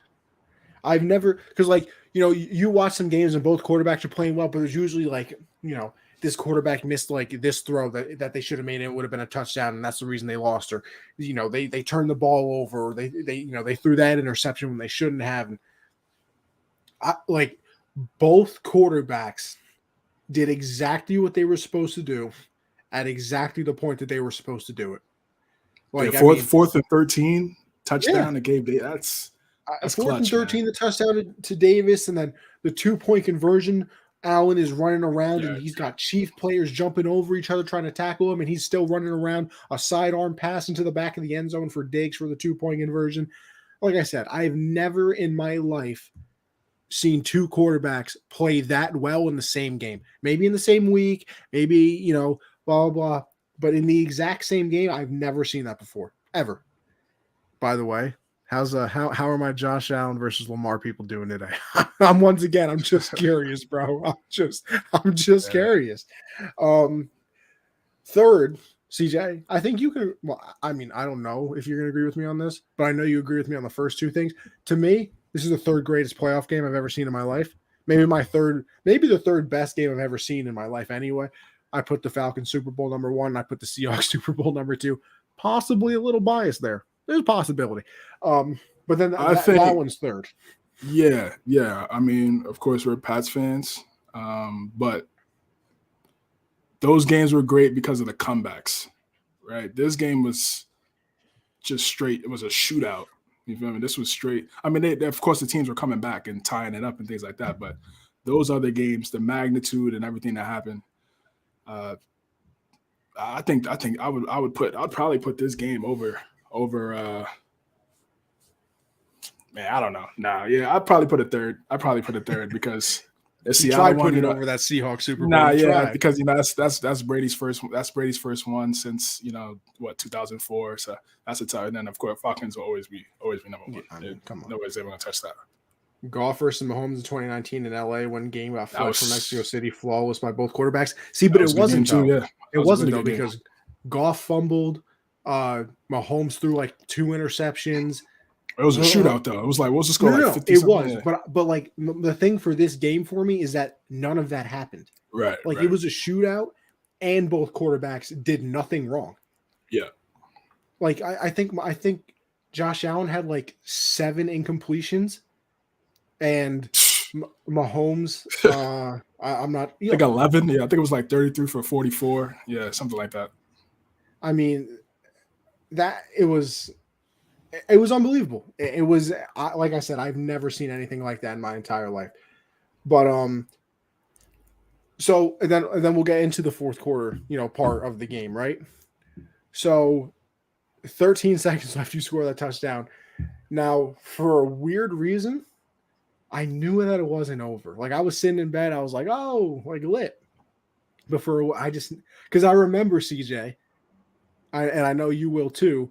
When what did Mahomes have like 40 seconds against the Patriots in that AFC Championship game? He drove downfield. They got the field goal. That was the OT game where the Patriots won.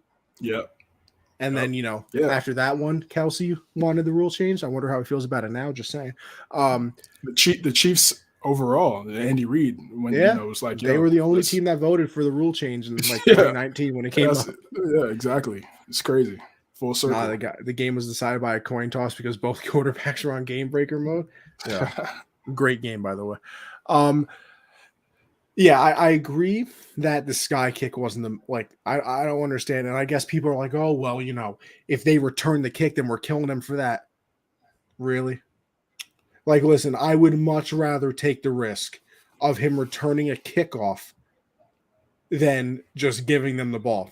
Because here, you got to look at it two ways, CJ, right?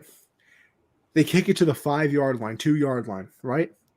If he feels the ball and falls immediately to save the time, now they're starting at the their own 10-yard line. They have to go 90 yards. You have to run it out. Exactly. So you have to run it out. So that's taking minimum 5 seconds off the clock, right? 100%. The game's over pretty much. You're down to 7 seconds, probably 8 seconds. You have to go for the Hail Mary. Yeah, you're doing laterals, or you do maybe one quick sideline play, and then Hail Mary. Maybe one over the middle gets you to like the 50-yard line, so then you can really launch one. I mean, Mahomes could probably do it from the 30 anyway. But yeah, and then honestly, I don't have any problems with the Tyreek play, right? Because I think that was just very good play calling. With you got it to Tyreek literally immediately. You got blockers out in front. He gets tackled. That's a great play call. It's just bad. It's bad coverage by Leslie Frazier and the Bills defense. That's what I'm saying. So, but like even with the defense, right? Like I'm not even mad about that one. The Kelsey one and everything after that is what boggles my mind. Like, how do you not press at the line of scrimmage? Like, I understand that you're scared that maybe they're going to beat you over the top, but yeah, that's why I would probably drop 6 people back in coverage and have the other ones press everybody. And here's my other thing too, right? I'll be honest with you. I seriously might have rushed 2 people on that last play, and I would have put everybody else in coverage. Yeah, exactly. Because listen, what's Mahomes going to do? He's going to sit back there the entire time and then either throw the ball away or go for the Hail Mary or try to run it and then lateral. I'll take my chances with that. I would have rushed 2 people, and everybody else on the field would have been somebody with some type of ball skill. I don't care if it was a cornerback. You put your safeties out there, probably not a tight end, shout out Rob Gronkowski on that last play. But yeah, you go dollar in that situation, man. 2-3-6 or 3-2-6. Bro, how many times you play man? You put prevent defense out there. Come on. Exactly. I do it all the time. You gotta press them off the line, bro. You have to, because because again, it's okay, if you're rushing 3. Again, that's taking time off the clock because Mahomes is trying to find somebody open. Those are precious seconds being taken off the clock. If Mahomes just drops back and it's Kelsey free release then dot to Hill, that's like it's 1-2, and that's exactly why they was able to get the field goal range and tie it up, take it into OT. That's what I'm saying. Like, yes, I want, of course, for a viewer's sake, it would have been nice to see Allen get the ball in OT, but the Bills, to me, they just didn't deserve to win the game because they folded with 13 seconds left. They folded. That's it. I mean, well, listen, let me get into that, right? Because listen, have the Patriots, benefited from this overtime rule? Absolutely. Yeah. Shout out the AFC Championship game. Shout out the Super Bowl. Bills and Chiefs looked like a Western 60s film. Game with the shootout that happened. But yeah. So here's my thing, right? And this is where it annoys me. How do you end the game on a touchdown and the field goal keeps playing? That it it doesn't make sense. And I don't care what nobody listen. Well, I mean, it used to be just a field goal. And that used to be even worse. You're right. That's why they changed it. Well, guess what? You know what? There was a beautiful saying that I heard today in my class. He said, "Listen, you could be making a lot of change, but still have a long way to go." And guess what? They've made change, but they still got a way to go. Because Here's my thing. That is the I know that's why they changed it, Perry. I'm saying they got to change it again. They've changed the catch rule about 16 times. So that's the other thing. It's not like we can sit up here and say that they don't like to change rules. How many times they changed that catch rule? They had pass interference as a reviewable call for 1 year, then they changed it again. So they're open to changing rules. Yeah, like I said, I disagree, but I'm not like one of these guys that's gonna stand on the table like, oh, this is how it needs to be forever. I like I said, I feel like defense should be able to get the stop and force the field goal, and then your guy could get the ball back. But again, with the quarterbacks being played right now, these young guys, they're gonna change. They're gonna end up changing it, man. I really do see it. Double OT, bring the kickers up. All right, for a kickoff. No. That's what we're not doing. Because now you're turning it into a circus. That's like ending an NBA game with a 3-point contest or ending a baseball game with the home run derby. No, I don't like ties, but I'm not turning it into a kickoff. Kickers are barely even players on the NFL field. You think I want to see them decide a game? Imagine rock, paper, scissors to decide who gets the ball. I think coin flip is the best one. I mean, it doesn't. Imagine a Super Bowl being decided because kickers were in a kickoff. Nah. Kickers decide a game. I mean, that's true, but for overtime, to start overtime though, nah. So you're telling me you would rather see? I don't care, a double OT or not, anything but double ties. OT, yeah, double OT, yeah, for sure. No, I'm good. You don't want to see double OT? I don't want to see double OT if it's a kickoff. Oh no! I'm saying like if time expires and it's tied, you got to go. You can't. There's no way it could be a tie. It's a playoff game. Yeah, but Perry's saying it should be a kickoff no matter what. In double OT, I ain't doing no kickoff. Oh, okay. I never said double OT was a kickoff. Stay with it. All right. Yeah, yes, exactly. Well, what you mean? You said double OT. Bring out the kickers for a kickoff. Oh no! He put the. That would have been someone else. Yeah, I think he was like trying to say like make two different points. Perry, why don't you come on the fucking show then? If I'm on the show, huh? Why don't you come on the show? Why don't you explain yourself? Exactly. I'm not putting you on the hot seat anyway. I'm crying. Anyway, it's stupid that it ends in a touchdown because it's a normal NFL play. That's what doesn't make sense to me. They've made it easier for offenses, and you can't listen. Is it possible for defenses to still play because we still see defensive games? Obviously, people. I'm not saying that you literally cannot play defense, but to think that they haven't made it 10 times easier for offensive to score in the NFL, you would be lying to yourself if you didn't agree with that. You can barely touch a wide receiver. If they go over the middle, you have to two-hand touch them because if you hit them, it's a flag. You can't, hit the quarterback 0.2 seconds after, the ball was released. If you land on them with too much body weight, it's a flag. Like, all right. So everything is geared towards the offense, right? And then all of a sudden in overtime, we're supposed to go to a defensive battle or something. Like we're supposed to just change up the whole game real quick. Because here's I'm not saying defensive battle. No. But if we're gonna do that, just get a 3 and out. That's not a defensive battle. You can't get a number one. Okay, defense no. Okay, you can't get 3 and out. So why doesn't the other team have to get a 3 and out? You said why doesn't the other team have to get a 3 and out? Yeah, why doesn't the other team have to get a 3 and out? We're so worried about defense. Why does only one team have to get a 3 and out? Because they won the toss. Who cares? Why is this the only sport that ends that way? In basketball, if you hit a 3 in overtime, do you lose the game now? No, you don't lose the game. But like in baseball, if the away team scores first on a grand slam, do you lose the game? You don't lose the game, but again, you still have an opportunity to get your offense the ball back. That's all I'm saying. You feel me? Yeah, you do. I agree. Like before, when it was just a field goal, I was like, "Come on, like that's crazy." You know what I'm saying? To me, it's harder to score a touchdown to get a field goal, right? We could agree on that, right? Yeah, but it's also easier in today's NFL. It's easier in today's NFL because of those quarterbacks that were playing. If it's Ryan Tannehill and Jared Goff, it's not easy to score a touchdown in today's NFL for those teams. It's not. That's why they, the Titans are okay, but for the Lions, it's difficult for them to score a touchdown because they don't have those quarterbacks. And that's what I'm saying. Like, they're going to change the rule because of this renaissance of really good quarterbacks that aren't going anywhere for the next decade. I'm being argued against, and we think they're going to change the rule anyway. No, that's what I'm saying. I'm not, like I said, I'm not like I said before, I'm not standing on the table. Let's change it. You good, brother. I'm not saying, stand on the table. Let's change, let's not change it at all. But all I'm saying is I'm cool with the rule right now because either way you slice it, somebody's defense is going to have to make a stop.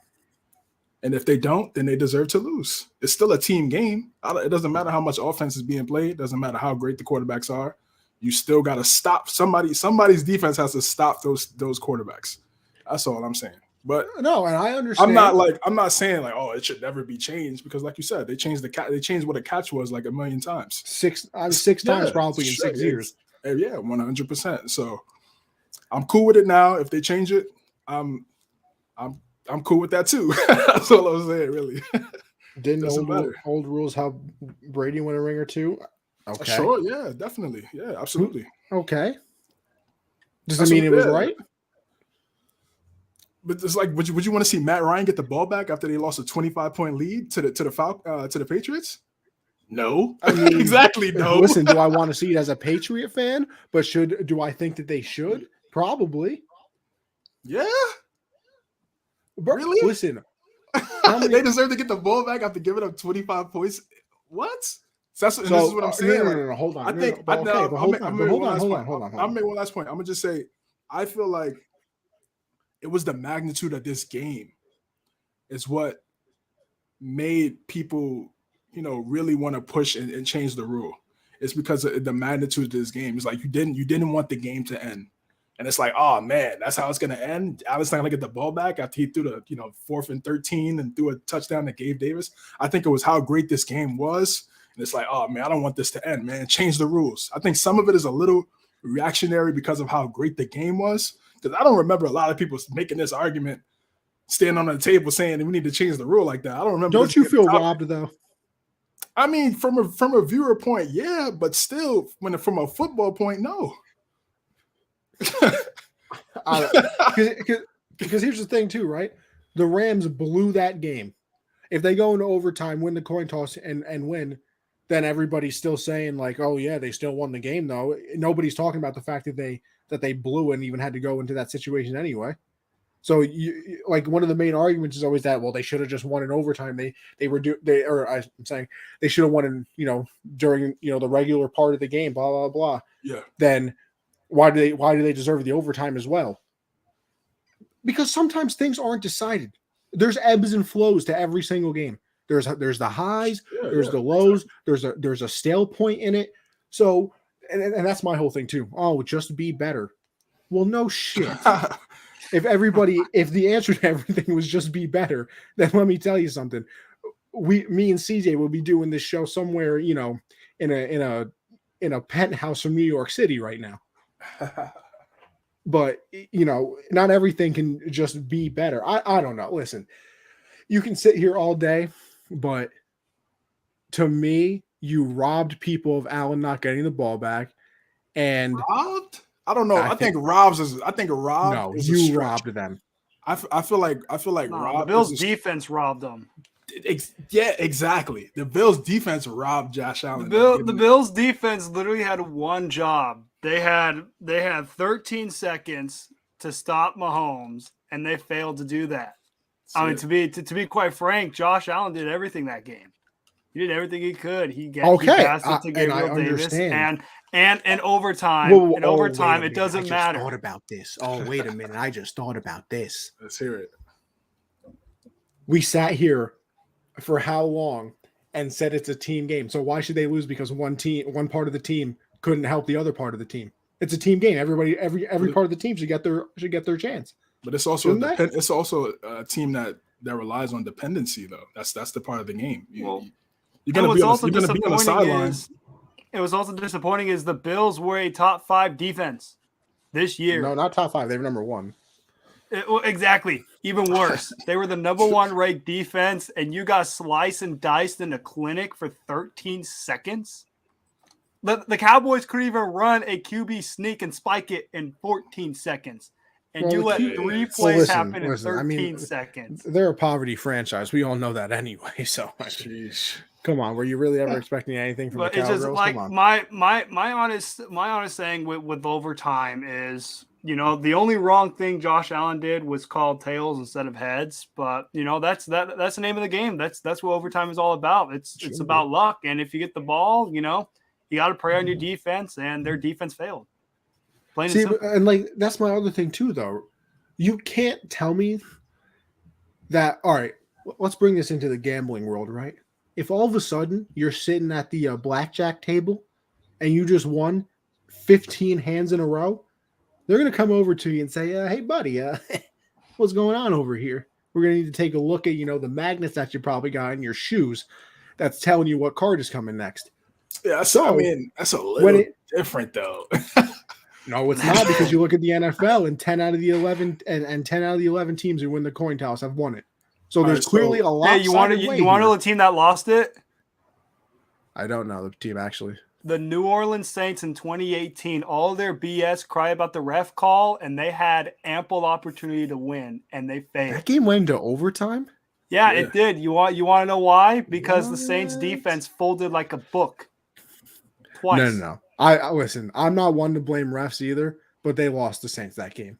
Imagine not calling that pass interference. Nobody did it. What are you talking about? The game was tied. If they get that first down, the Saints had Connie. The Saints had 3 opportunities. They kick a field goal if they took the lead. The defense had less than a minute to stop the Rams, and they failed. They then got the ball guess what? in overtime, if they call the pass and Drew interference, Brees got rocked. Nope. If they call the pass interference like they have every other time, then it's an automatic first down. They run the clock. Officials miss. Yeah. If you miss that pass interference call, you should never be allowed to ref another game ever again. Whoever the referee was on that game, is the Saints had opportunities to win that. All I'm saying is the Saints had opportunities to win that game. Yes, the refs missed a call, but they had ample opportunity to win the game. Well, guess what? They would have never had to have more opportunities if they make the call and the Rams run the clock out, kick a field goal to win the game at the end. Just saying. They had less than a minute on defense to stop the Rams for it not to go to overtime. They would have never had the defense. They would have never had the defense on the field. You always got to account for the refs missing one call. It just so happened that it was at the biggest moment of the game. And it just so happens that the man is clearly blind. But speaking of missed calls, and now listen, I also hate the taunting rule. But how was the taunting rule called all year? And then when all of a sudden Tyreek Hill was peace signing people out, running to the end zone, that's the time they don't call it. Listen, I hate the rule, but if you're going to call it all year, you got to call it all year. That's a fair point.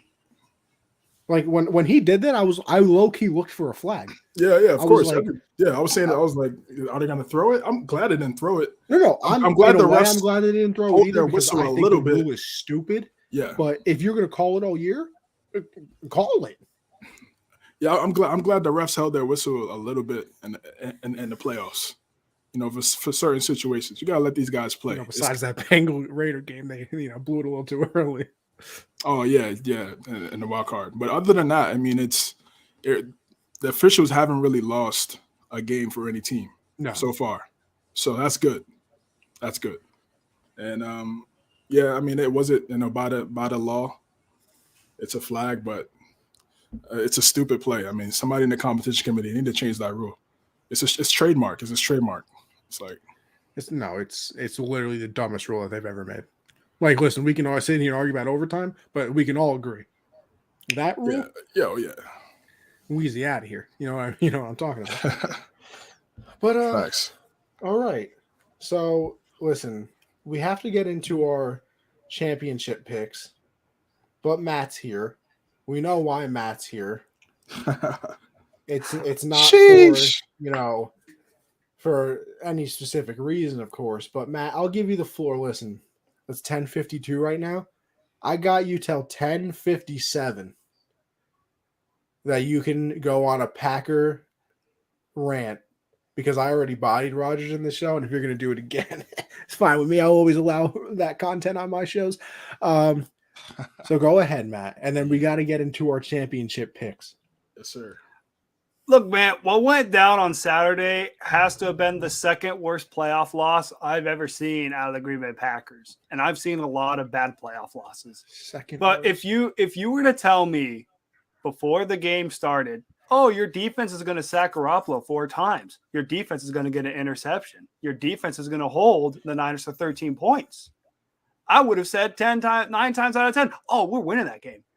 We're winning that game. It's at home at Lambeau Field. But Aaron Rodgers, whether they call him Throw Rogan, Aaron Frogers, lot of names to be called. Throw Rogan. I mean, it was bad. That's a new one, bro. That's a new. I know Frogers. What I saw Aaron Rodgers do in 3 hours had to have been the worst playoff game I've ever seen out of him. I've never seen an MVP quarterback play so bad in one game that he threw his name out of the MVP hat. I know it's a regular season award, but he played so bad in that playoff game. I don't want to see him win MVP. I don't want to see him. He shouldn't win an MVP anyway, but that's a different problem. And, it's just what I also knew would happen. I knew the special teams, which I call special needs, was going to kill us in the game. Yeah. And what happens in this game? Special needs occurs. Yeah. Explain to me, it's bad enough to allow a blocked field goal in a playoff game. That in itself is bad. But then with less than 5 minutes left in the ball game, you allow a blocked punt. And then the opposing team recovers it and nobody's around them. You mean to tell me 11 guys on special teams stay stone-faced, Medusa style, frozen, and nobody looks for the ball and gets it? And then, of course, the so-called bad man Rodgers really relies only on one guy. Did you know that on that 3rd and 11, Alan Lazard was wide open? Alan Lazard was wide open. Wide open. What does he do?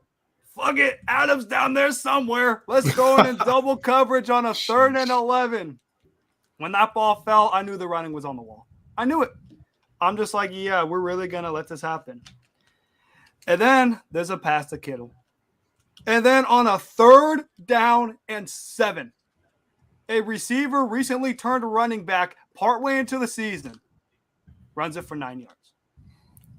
And then, of course, to put the cherry on top on this special needs team, we run out 10 guys on a game-winning field. Yeah, I forgot about that. Yeah, I did forget about that. They ran 10 guys out onto the field.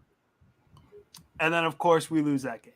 It's one thing to lose, but to lose to a rival like the 49ers and you're 0-4, that was bad. It was a terrible loss. Just absolutely embarrassing and horrendous. And it's one of those to where I truly don't know what is going to happen to this team. We have the 2nd worst cap situation in the NFL at about close to $40 million over the cap. I know the front office says, oh, we're going to want to bring Aaron Rodgers back. Well, no shit, Sherlock. Of course you want to bring him back. And then what? What are you going to do? Oh, let's run the team back. What the fuck you think is going to happen when you run the team back? 1, the team's going to get worse because you got to trade other players. And 2, what? You're going to win you're going to win our trash NFC North division again, and then what? Have to play Jimmy G again? Or I like to call Matt LaFleur. I like to call Kyle Shanahan Matt LaFleur's dad because he pretty much knows him like a book, in and out. Because he was pretty much his staff. He knows him and McVay like a book, man. It's crazy. Nah. LaFleur beat McVay. LaFleur beat McVay already. He's going. I'm saying Shanahan. Shanahan knows. Yeah. Well, yeah, because because that's Shanahan's disciples.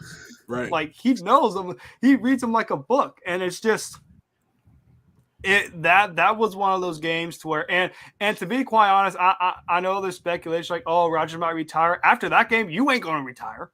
There's no way that competitive nature in you is going to retire after that pathetic performance. There's no way. It's impossible. He's either going to somehow, some way come back, which if he does, we'll probably win 13 games again, and we'll probably lose in the NFC Championship game, or lose in the divisional round, or probably a wild card round, because that's just the Green Bay way, And will I have a sense of false hope? Absolutely. I'm gonna have a sense of false hope with this team because that's what you always do. You always have a false glorified hope glorified Cowboy fans. But honestly. I think what that game showed to me, and this conversation was already said a long ago, but Rodgers should be nowhere near Brady ever again. After what has happened the last 2 years, there shouldn't be any resemblance towards him ever. Even like Peyton Manning or Ben Roethlisberger, there shouldn't even be a word about it. That's how pathetic and bad. I don't know. I can see the Peyton one. Since he's won the Super Bowl, he is a 500 quarterback in the playoffs. He's got Peyton as many Manning rings. Was Mr. One and done in the playoffs. He has as many rings as Trent Dilfer, Joe Flacco, Nick Foles, and you're the so-called greatest thrower of the football, and you only have one ring. That's bad. It's gonna be like Favre. Well, but he might be like Favre. He's pretty much with less picks. What was it like? But in terms of 22 they say he's Dan Marino with the ring. I think that's accurate. That's such an accurate statement that he's Dan Marino with the ring. How many seasons was Favre there? Favre was there for 16. What's Rodgers at?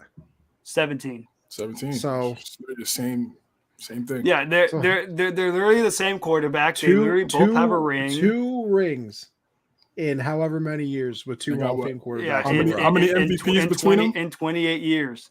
In 28 years, yes. I am aware of how poverty this small town franchise is. I wouldn't go poverty, but I'm going. When you have 2 Hall of Fame quarterbacks, CJ, and you only have 2 rings, that's poverty. That's poverty. You hate to say it. You hate to hear it. The Lions are poverty. That's poverty. Listen, let me tell you something. You hate to hear it. That's dirt poverty. That's an embarrassment to poverty when you say the Lions. Yeah. Listen. Like that's what I call the Great Depression. But you guys, the Packers, are glorified Cowboy fans. Wow. Every year is your year, and it never happens. We clown Cowboy fans yearly. I'm going to start getting on the Packer fans too. Glorified Cowboy fans. Well, the Cowboys have you made it to the NFC Championship game since the 90s. We have memes of losing the championship. That's why I say glorified. Yeah, that's the glorified part. That's the glorified part. I didn't even help my case on that one, but yeah. The way this was, that game was so bad, so terrible. And that's a game to where that has to be a hit on Rodgers' legacy because you can't blame anybody else. You can't blame the defense like you can in years past. Now you can blame the special needs team, but Definitely. You as an offense, you only scored 10 points. That's true, but if they punt that ball, y'all win the game. Yeah, no shit, listen, CJ. Of course we win the game, but maybe if Rodgers doesn't go. Special teams too. That's what I'm saying. What if Rodgers doesn't go 3 and out? They're not backed up in the end zone either. Sure. And what I can't stand about Ryan Reynolds, aka Matt LaFleur, if you look at the 2 pictures, they're basically the same thing. This dude said he's been preparing for this team since they played Dallas. How do you prepare for 2 weeks and only put up 10 points? I need to know. I need to know what the hell you're studying if you study the same team for 2 weeks and only put up 10 points. Now, you said it. You said it. Rodgers wasn't throwing it to anybody else. I know this Niners defense is legit. I know they're a solid unit. But are you kidding me? Like, what the hell happened? And I know Mercedes Lewis fumbled in the game. That was in the first quarter. There's plenty of game left. How do you lay a dud? And I also doesn't even like him. Well, and I do want to know one more thing. Why the hell did Aaron Jones cut in? He had a straightaway shot. I don't know if he was going to get chased down in the back. He went straight away. He should have cut in. Yeah. Right. I mean, and what's crazy is after that big play, there was nothing. Why? Because our special teams, who is basically like Helen Keller out there, allowed a block field. She wrote 12 books, apparently. Yeah, which I don't even know how that's possible. You can't even see it. Listen, I'm still calling cap on that. Yeah, that's cap. There's no way she wrote 12 books. There's just CJ. no way. But CJ's trying to say it. Yeah, I'm not going to defend it. Yeah. I wasn't there. I wasn't there, bro. Yeah, that's a loss. That's a playoff loss right there, to where it's going to take a long time to heal from that loss. Like that's a kind of loss to where that could send a franchise into purgatory, depending on how this offseason goes. Depending on how this offseason goes for Green Bay, they're either going to be a team to where you got to trust a guy in Jordan Love who threw 2 picks against Detroit and basically go from a team that has a Super Bowl aspirations to a team that'll barely scrap 500, or you're a team that's going to somehow run it back, somehow expect different results, and maybe win your division. I truly don't know what this team is going to do. And it's been a while since, I didn't know when this team was doing. When we missed the playoffs for 2 consecutive years, at least we knew it was because of injuries and because Big Mac Mike McCarthy was a bum. Like, at least we knew that for those 2 years. But, after that, I mean, what have you done? And now you got to look at Matt LaFleur. You've won 39 games in 3 years. I got nothing to show for it. What are you doing? What are you doing, Ryan Reynolds? Like, step it up, bro. Well, listen, Matt, I can tell you. We're gonna find out. We're gonna find out. I mean, we're truly, if Aaron Rodgers truly leaves this team, we're gonna truly find out if Matt LaFleur really is that guy or not. Because if he isn't that guy, boy, oh boy, is it going to be a long couple years for this team if Matt LaFleur isn't that guy. If he's basically a slimmer Mike McCarthy. Well, listen, Matt, I can tell you what Matt LaFleur is doing. He's going to be watching the NFC Championship game just like the rest of us are. So, With that being said, we'll transfer over to the 2 championship games. Listen, your boys been up for a very long time, so we might have to do this a little bit quicker because the eyes are getting heavy and all that. So with that being said, I guess since I made the smooth transition, we got to start with the NFC, even though it's technically the later game. But listen, I'm gonna say a key for each team and then who I think is gonna win, and I'll pass it on to the 2 distinguished gentlemen to the right and below me. But for me, it's listen, for the 49ers, man, you just got to hope that Jimmy doesn't be Jimmy. Doesn't be Jimmy for, 3.5 quarters. Because, that 4th quarter, he's very, very good. So make sure Jimmy just keeps you in the game.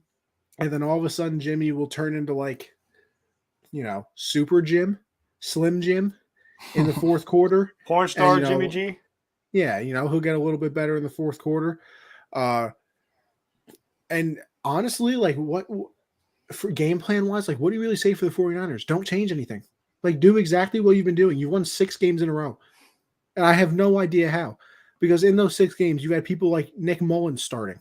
So I don't know how they've done it. So don't change anything. You clearly know what works against this team. You clearly do. You played them twice this year, beat them twice. So don't change anything. And then for the Rams, I mean, obviously, I think the easy thing is to get pressure on him, to get pressure on Jimmy, I should say. You got Aaron Donald. Von Miller's getting a little rejuvenated in these playoffs, as we could tell. Jalen Ramsey can not exactly take away Debo because he's going to line up everywhere, and Ramsey doesn't technically follow. He kind of eliminates one side of the field. So get your playmakers involved, get Kittle involved. Or wait, no, what am I talking about? I'm talking about the Rams right now, stupid. So make sure you don't let them get Kittle involved. Don't let them get Debo involved. And Stafford, he hasn't made any of those mistakes so far. Remember the last part of the season, he had like 5 straight games with an interception. It was getting a little choppy there. So he's made a lot, better decisions now. So make sure he stays with that. Make sure you don't try and give the game away, Cam Akers. And listen, I know I just said they've won 6 in a row, but it can't be 7, right? It can't be. It probably will be. So I'm going to go with the Rams. 27-24. It's going to be another one of those games. CJ, tell me how you feel. Yeah, you made great points on the keys to victory for both teams. 49ers, like I said, they could get to Matthew Stafford by rushing 4, dropping back. So it's going to be tough to stop. If you're able to cover all of those guys, you could double cup. You could send some help over to OBJ if he's having a good game. I just think the Rams, they have to be balanced. They got to run the football, get Sony Michel, get Cam Akers going. And, yeah, I think they'll have a shot.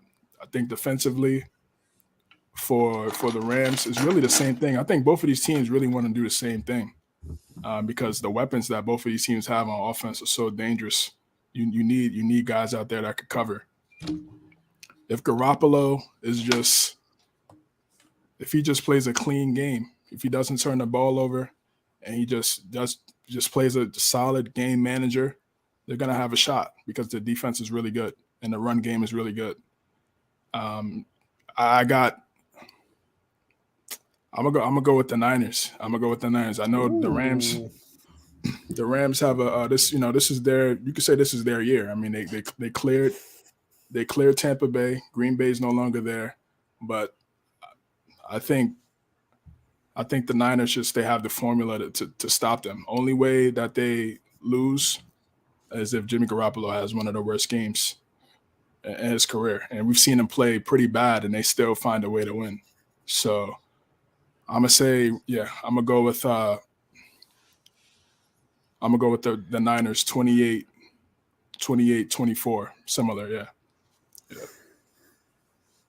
Oh man, what do I have to say about this game? This is going to be quite an interesting game. I feel like the Red Sea is going to take over SoFi, and it's going to be a great game. It's going to be mixed. I think it's going to all depend on the status of Trent Williams. If Trent Williams is a go, well, I didn't even hear about that. If Trent Williams is a go, the Niners are going to control the game. But if Trent Williams is inactive, it's gonna be like that Bucs-Rams game when without Tristan Wirfs, Aaron Donald and Von Miller just put on a clinic.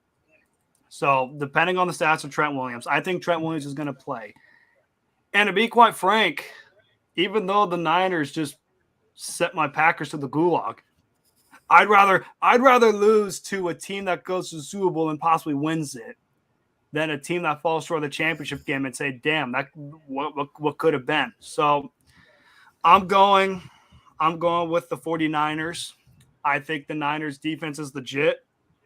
I think if you can hold the Green Bay Packers offense to 10 points, I think you got a legitimate chance. We have Chris in the comment section saying, when the Rams win, can we call all the Sea of Red nonsense? Possibly. You possibly could. But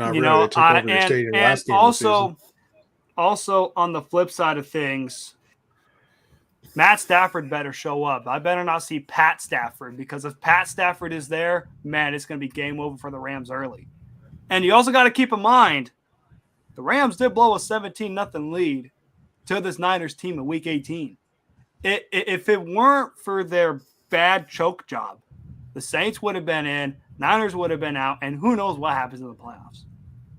I think this is going to be a game to where, it's going to be whoever the better quarterback is going to be that game, and I truly believe, I think it's going to be Jimmy Garoppolo. As crazy as it sounds, I think the renaissance moment from Stafford was last game against the Rams. I don't think the Niners are going to be as dumb as Todd Bowles to go all-out blitz when you have fucking Cooper Kupp. I don't think you're going to be that dumb. And yeah. I truly think Stafford's going to make a mistake. Stafford will make a mistake. You can never take the Detroit out of Matthew Stafford. You just can't. I know he's been good the last already 2 did. playoff games, but eventually Detroit is going to strike. It's just like the bad This apple. ain't Aaron Rodgers, baby. Nah, it ain't like the Cowboys either. I mean, what can go wrong will go wrong. With Matt Stafford, that Detroit's going to come. It's going to come out. One of these days it will. I think it's going to come out in the championship game. I think the Rams are going to fold, and I think the Niners are going to cash in, and I think we're going to get the 49ers representing the NFC in the Super Bowl. Well, if we all know who's representing the NFC, you have to know who represents the AFC as well. And listen, this is another Smooth one like where butter on the transitions. I will say I'm very good at it. It's almost unbelievable. But I mean, we saw it, earlier in the season. I think it was only about, week 17, 16, somewhere in that area, where the Bengals did end up beating the Chiefs. It wasn't Cincinnati. Obviously, this one's going to be played in Arrowhead, which we've gone over is a very different experience. But with that, I still think it's, the Bengals just have to play their offense. I think Burrow's going to get hit, but it's just a matter if he keeps getting back up like he did in that game, because it doesn't seem to bother him. I think he's kind of accepted, like, I'm going to get hit, but I still have to make the play. So if I'm going to get hit, I might as well make the play. It's not like a surprise anymore. They're obviously going to have to contain 3 wide receivers being the Chiefs. So you can get Chase involved and Boyd involved and Higgins involved, and, maybe Mixon can break off a run here and there. I think it's been very tough. For the Bills, when they played the Bills, obviously they kind of just had to worry about Stephon Diggs. And I mean, they almost let Gabriel Davis beat them, but he didn't quite. They tried. But for this team, who are you going to double?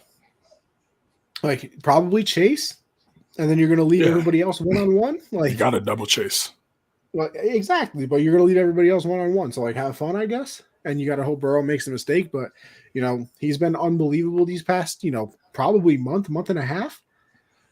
And then, for the Chiefs, it's, I think it's just being able to get that turnover, right? I think it's whoever wins the turnover battle, which we say all the time, but I mean, we say it all the time because it's true. If they can get Burrow to throw an interception, maybe one of those sacks is a strip sack instead of just, a normal one, all that. Because, their offense is going to score. Like we just said that the Bengals, put on a defensive clinic. It was against the Titans. They're not exactly known for their offense. I'm just saying. So we know that the Chiefs are going to score. We know the Bengals are probably going to score a lot as well. But, it's probably whoever wins the turnover battle. And this might be another one where last player that gets the ball might win the game. But I think I got the Chiefs winning it 34. Let me get a 34-31 game. Yeah, that's crazy. I was saying I got Chiefs 31-28. So you got to be able to get 30 or get close to 30 to beat the Chiefs. I mean, that's the magic number, man. If you can't get 30 points, it's going to be a long day. And I think the Bengals do have the offense to potentially get there, but I just feel like their offensive line is so depleted. It's going to be tough. It's going to be tough for them. You got Melvin Ingram, Chris Jones, Frank Clark. Those guys going to get to Burrow, get a strip sack like you alluded to, able to get pressure on him. You give Mahomes the ball back more possessions than what he should get. 9 times out of 10 they're going to score. And I like the Bengals defense. I think they did a great job last week. I think they did a really good job against the Raiders as well. And they're probably going in there with an underdog mindset. They want to try to go out there and get a stop and create an upset. I think it's going to be a great game. A lot of talent on both teams, especially offensively. But I just think it's going to be tough for Burrow to stop Mahomes and Kansas City because of that offensive line. If that offensive line was a really good O-line, I'd probably go with the upset. But just the way that O-line is looking, man, and I feel like the Chiefs, they were able to get to Allen, but Allen's mobility was able to keep some of those plays alive. And Burrow's just not that type of quarterback. So what plays that where Allen was able to roll out and score and throw a passing touchdown, those could be sacks for Burrow. So I got the Chiefs 31-28. I think it's going to be a great game. May not be as great as what we saw on Sunday, but I think it's still going to be a really good game because the game they had in Cincinnati, like you said a few weeks ago, was also an all-timer. It was really good as well. So 31-28 Kansas City. Kansas City, 49ers, Super Bowl. Again, in my opinion. I won't be mad. See if Jimmy can get it done. Yeah, we'll definitely see. I mean, this is a game I think America wants Joe Shiesty, Joe Burrow. Oh, we do, because nobody needs to see Mahomes' wife again. We want him to get it done and send Jackson Mahomes to his grave. That's what we want. But because this Bengals O-line is so bad, they allowed 9 sacks to Burrow. But this is Kansas City. This isn't bum-ass Tennessee. It's different. I think because the O-line is so brutal in Cincinnati, I think that's why Kansas City wins the game. Now I know a lot of people have it being like a high-scoring game, but I think it's gonna be a little on the so-called lower side. I have Kansas City winning. I think it's gonna be 24-17. I think this is gonna be one of those games to where we're all rooting for Cincinnati deep down in our hearts. We all are. We all want to see the Bengals get it done. We want them to see Jackson Mahomes TikToks. Yeah. No more of his horse-teeth wife. We want to see the Chiefs go down. We hate to see it because we kind of like the Chiefs, but just because Jackson Mahomes is such a bitch and no one likes him, we just want to see the Chiefs suffer. Like to be quite frank, if we're being honest here, Connie, is that right? Is that right? Listen, I think Kelsey is the fakest hood person I've ever seen in my life. Mahomes' voice annoys me. Fakest hood person? Bro, this man Kelsey be like, yeah, man, like, what you talking? I'm like, bro, shut your next thing you know, Connie pulls up to us like, shut up, Kermit. Ain't nobody want to hear what you got to say. That's the thing. Mahomes' voice annoys me. His wife freaking out with the champagne. She annoys me. Jackson Mahomes making TikToks on Sean Taylor's thing annoys me. So it's just we want the Chiefs to suffer the same fate the Seahawks did when the Seahawks were the so-called dynasty, and then they proceed to shit the bed year in, year out. Yeah, I don't see that. I mean, I don't see that happening just because. I mean, yeah, but, I don't see that either because Patrick Mahomes is on a different level. Yeah. I'm interested to see what happens when Kelsey gets old and Tyreek gets old. Yeah, we'll definitely see about that. I did forget to give my score prediction for the Niners-Rams. I think the Niners win. I think it's going to be 23-20. I think it's going to be one of those kind of games. But, overall, all of America is rooting for Cincinnati. But I think we just know it's going to be – we think we know it's just going to be Kansas City. Just because, Cincinnati beat them the first time already. And it was in Cincinnati. This time it's in Arrowhead. Arrowhead's a hard place to play in, unless if you're Tom Brady and the New England Patriots back in the day, you could just win anywhere. It didn't matter. It could have even been in some mama's basement. They would have found a way to get it done. Plain and simple, because they could win anywhere. But just overall, it's probably going to be Chiefs Niners again, part 2. Rematch of Super Bowl 54. And I think it's going to be exciting. I think it doesn't matter what matchup. If you're the Rams, it would be back-to-back years of host cities hosting the Super Bowl. Tampa did it last year. Rams would do it this year. And if it's Rams-Chiefs, we think of 2018. If it's Rams-Bengals, Joe Burrow versus Matthew Stafford, that'd be an interesting matchup. If Burrow it's Niners-Chiefs, probably die in that game. If it's Niners-Chiefs, it's a rematch of Super Bowl 54. If it's Niners-Bengals, party like it's 1981. You got to go way back. Honestly, it was either 81 or 89. I'm not sure which year it was. For Burrow. Yeah, I'm scared for Burrow if the Rams win. I hope, Connie, for your show, Generational Sports, you had the prayers up for Burrow. I hope you put him in whatever. I think we had him on the prayer circle from last year, so we didn't have to add him. Prayer circle. All of America has to do a prayer circle for Burrow. because if Joe Burrow gets sacked 9 times again, they're going to lose this game, and it won't be close. It'll be a blowout. Yeah. Like it'll be bad. But I sadly have the Chiefs. I want to go for Cincinnati. I truly do. But I just think Kansas City is just a better team. Well, there you go, people. The Super Bowl is officially set. Mine's a little different than these two boys, but we'll find out who's correct. With that being said, it's been another long episode, CJ. We just can't get away from them. It's just so much to talk about. Even though the games are NFL, getting, man. yeah, doesn't matter whether exactly. it's 16 and games, 4 games. It's just too much. Yeah, and I will say, I know we kind of like went past like the other 2 games, but quickly my thoughts between Tennessee and Cincinnati. Tannehill sells, that's a fact. We can all agree on that. Tannehill sell, and what sucks is you ain't getting rid of that contract because that's $57 million of dead money if you just release him. Ain't no way that's going to happen. So you got to deal with Tannehill for another year. and then on the flip side of things for Brady and the Bucks, it would have been such a crazy comeback again. Like the Cam Akers and the Rams try to sell so hard, it's not even funny what went down that game. Like the ultimate sell. And I feel bad for Falcons fans because they almost had 28-3 off their shoulders. We would have looked up the Rams 27-3, but now we still got to look at it. Yep. Facts. Almost, but almost. No cigar, as they say. Yeah, and I know there's speculation about Brady's retirement, but I'm more of a wait and see. I want to see to believe it. We thought so-called he was going to retire after Ring 5 or Ring 6 or Ring 7, and the man still defies it. I'll wait.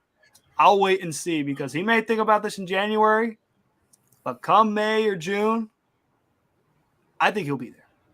I think he'll give one last ride because I know a lot of people talk about it. I think he deserves a farewell. Like we gave to Kobe Bryant or just other players. I think he deserves it. Now, we'll have to see what kind of guy he is. I've seen man of the arena. I think the reason why he's playing is just because he's just competitive and just doesn't cares. He's a winner and he wants to completely show it and flex on it.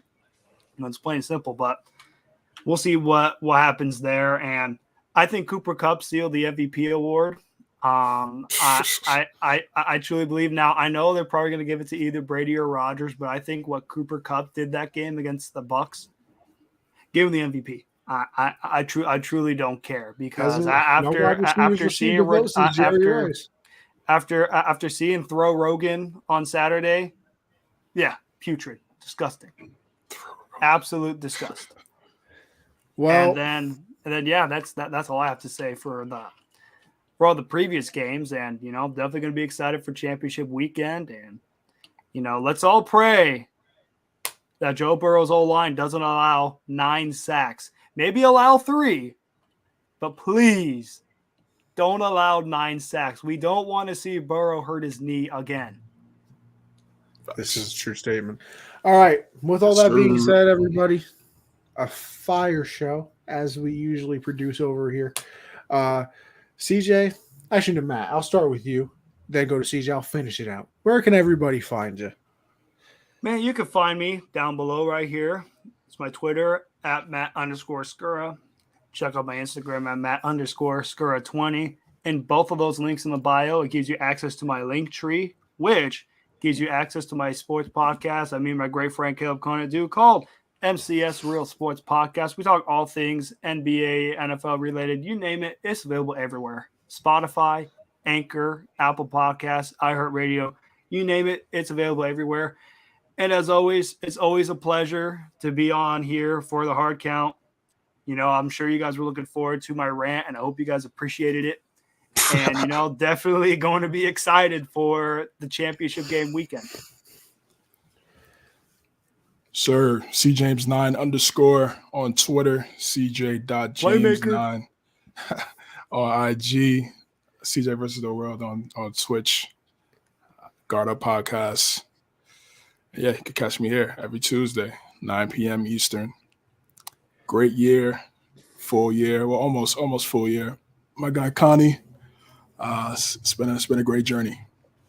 CJ, we're coming up on our year anniversary taking the show over. I went back and looked through the pods. We're almost there. Yes, sir. Yes, sir. I did the same. That's crazy. But as for me, Anthony Conover _ over there on Twitter. You can also find me on Twitch, Anthony _ Conover. You can follow this right here below, Gen Z Sports, for my one show as well, which I do Mondays at 7 Eastern, Generational Sports. Me and my boy Josh break down everything from the MMA, football, basketball. I sneak in baseball when I can. CJ said it already.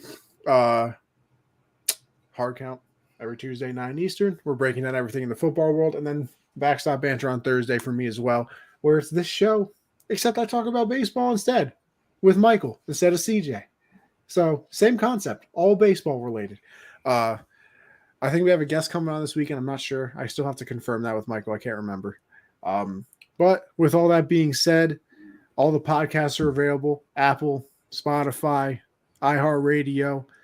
So make sure you go like and rate Gen Z, the Hard Count, and Backstop Banter for the kid. All right. You can also use code Gen Z on Underdog Fantasy, by the way. Double your first deposit. I'm just saying, up to $100. I mean, who doesn't want free money? So with that being said, we're going to head on out of here, folks. Another wonderful episode. I thank you all for tuning in on here. I appreciate all the comments over here. I appreciate all the comments over there on the Colorcast as well. And listen, it makes our jobs a lot easier when we get to talk to other people than each other, even though we do a fantastic job. But with that being said, we will catch you, everybody, on the next episode.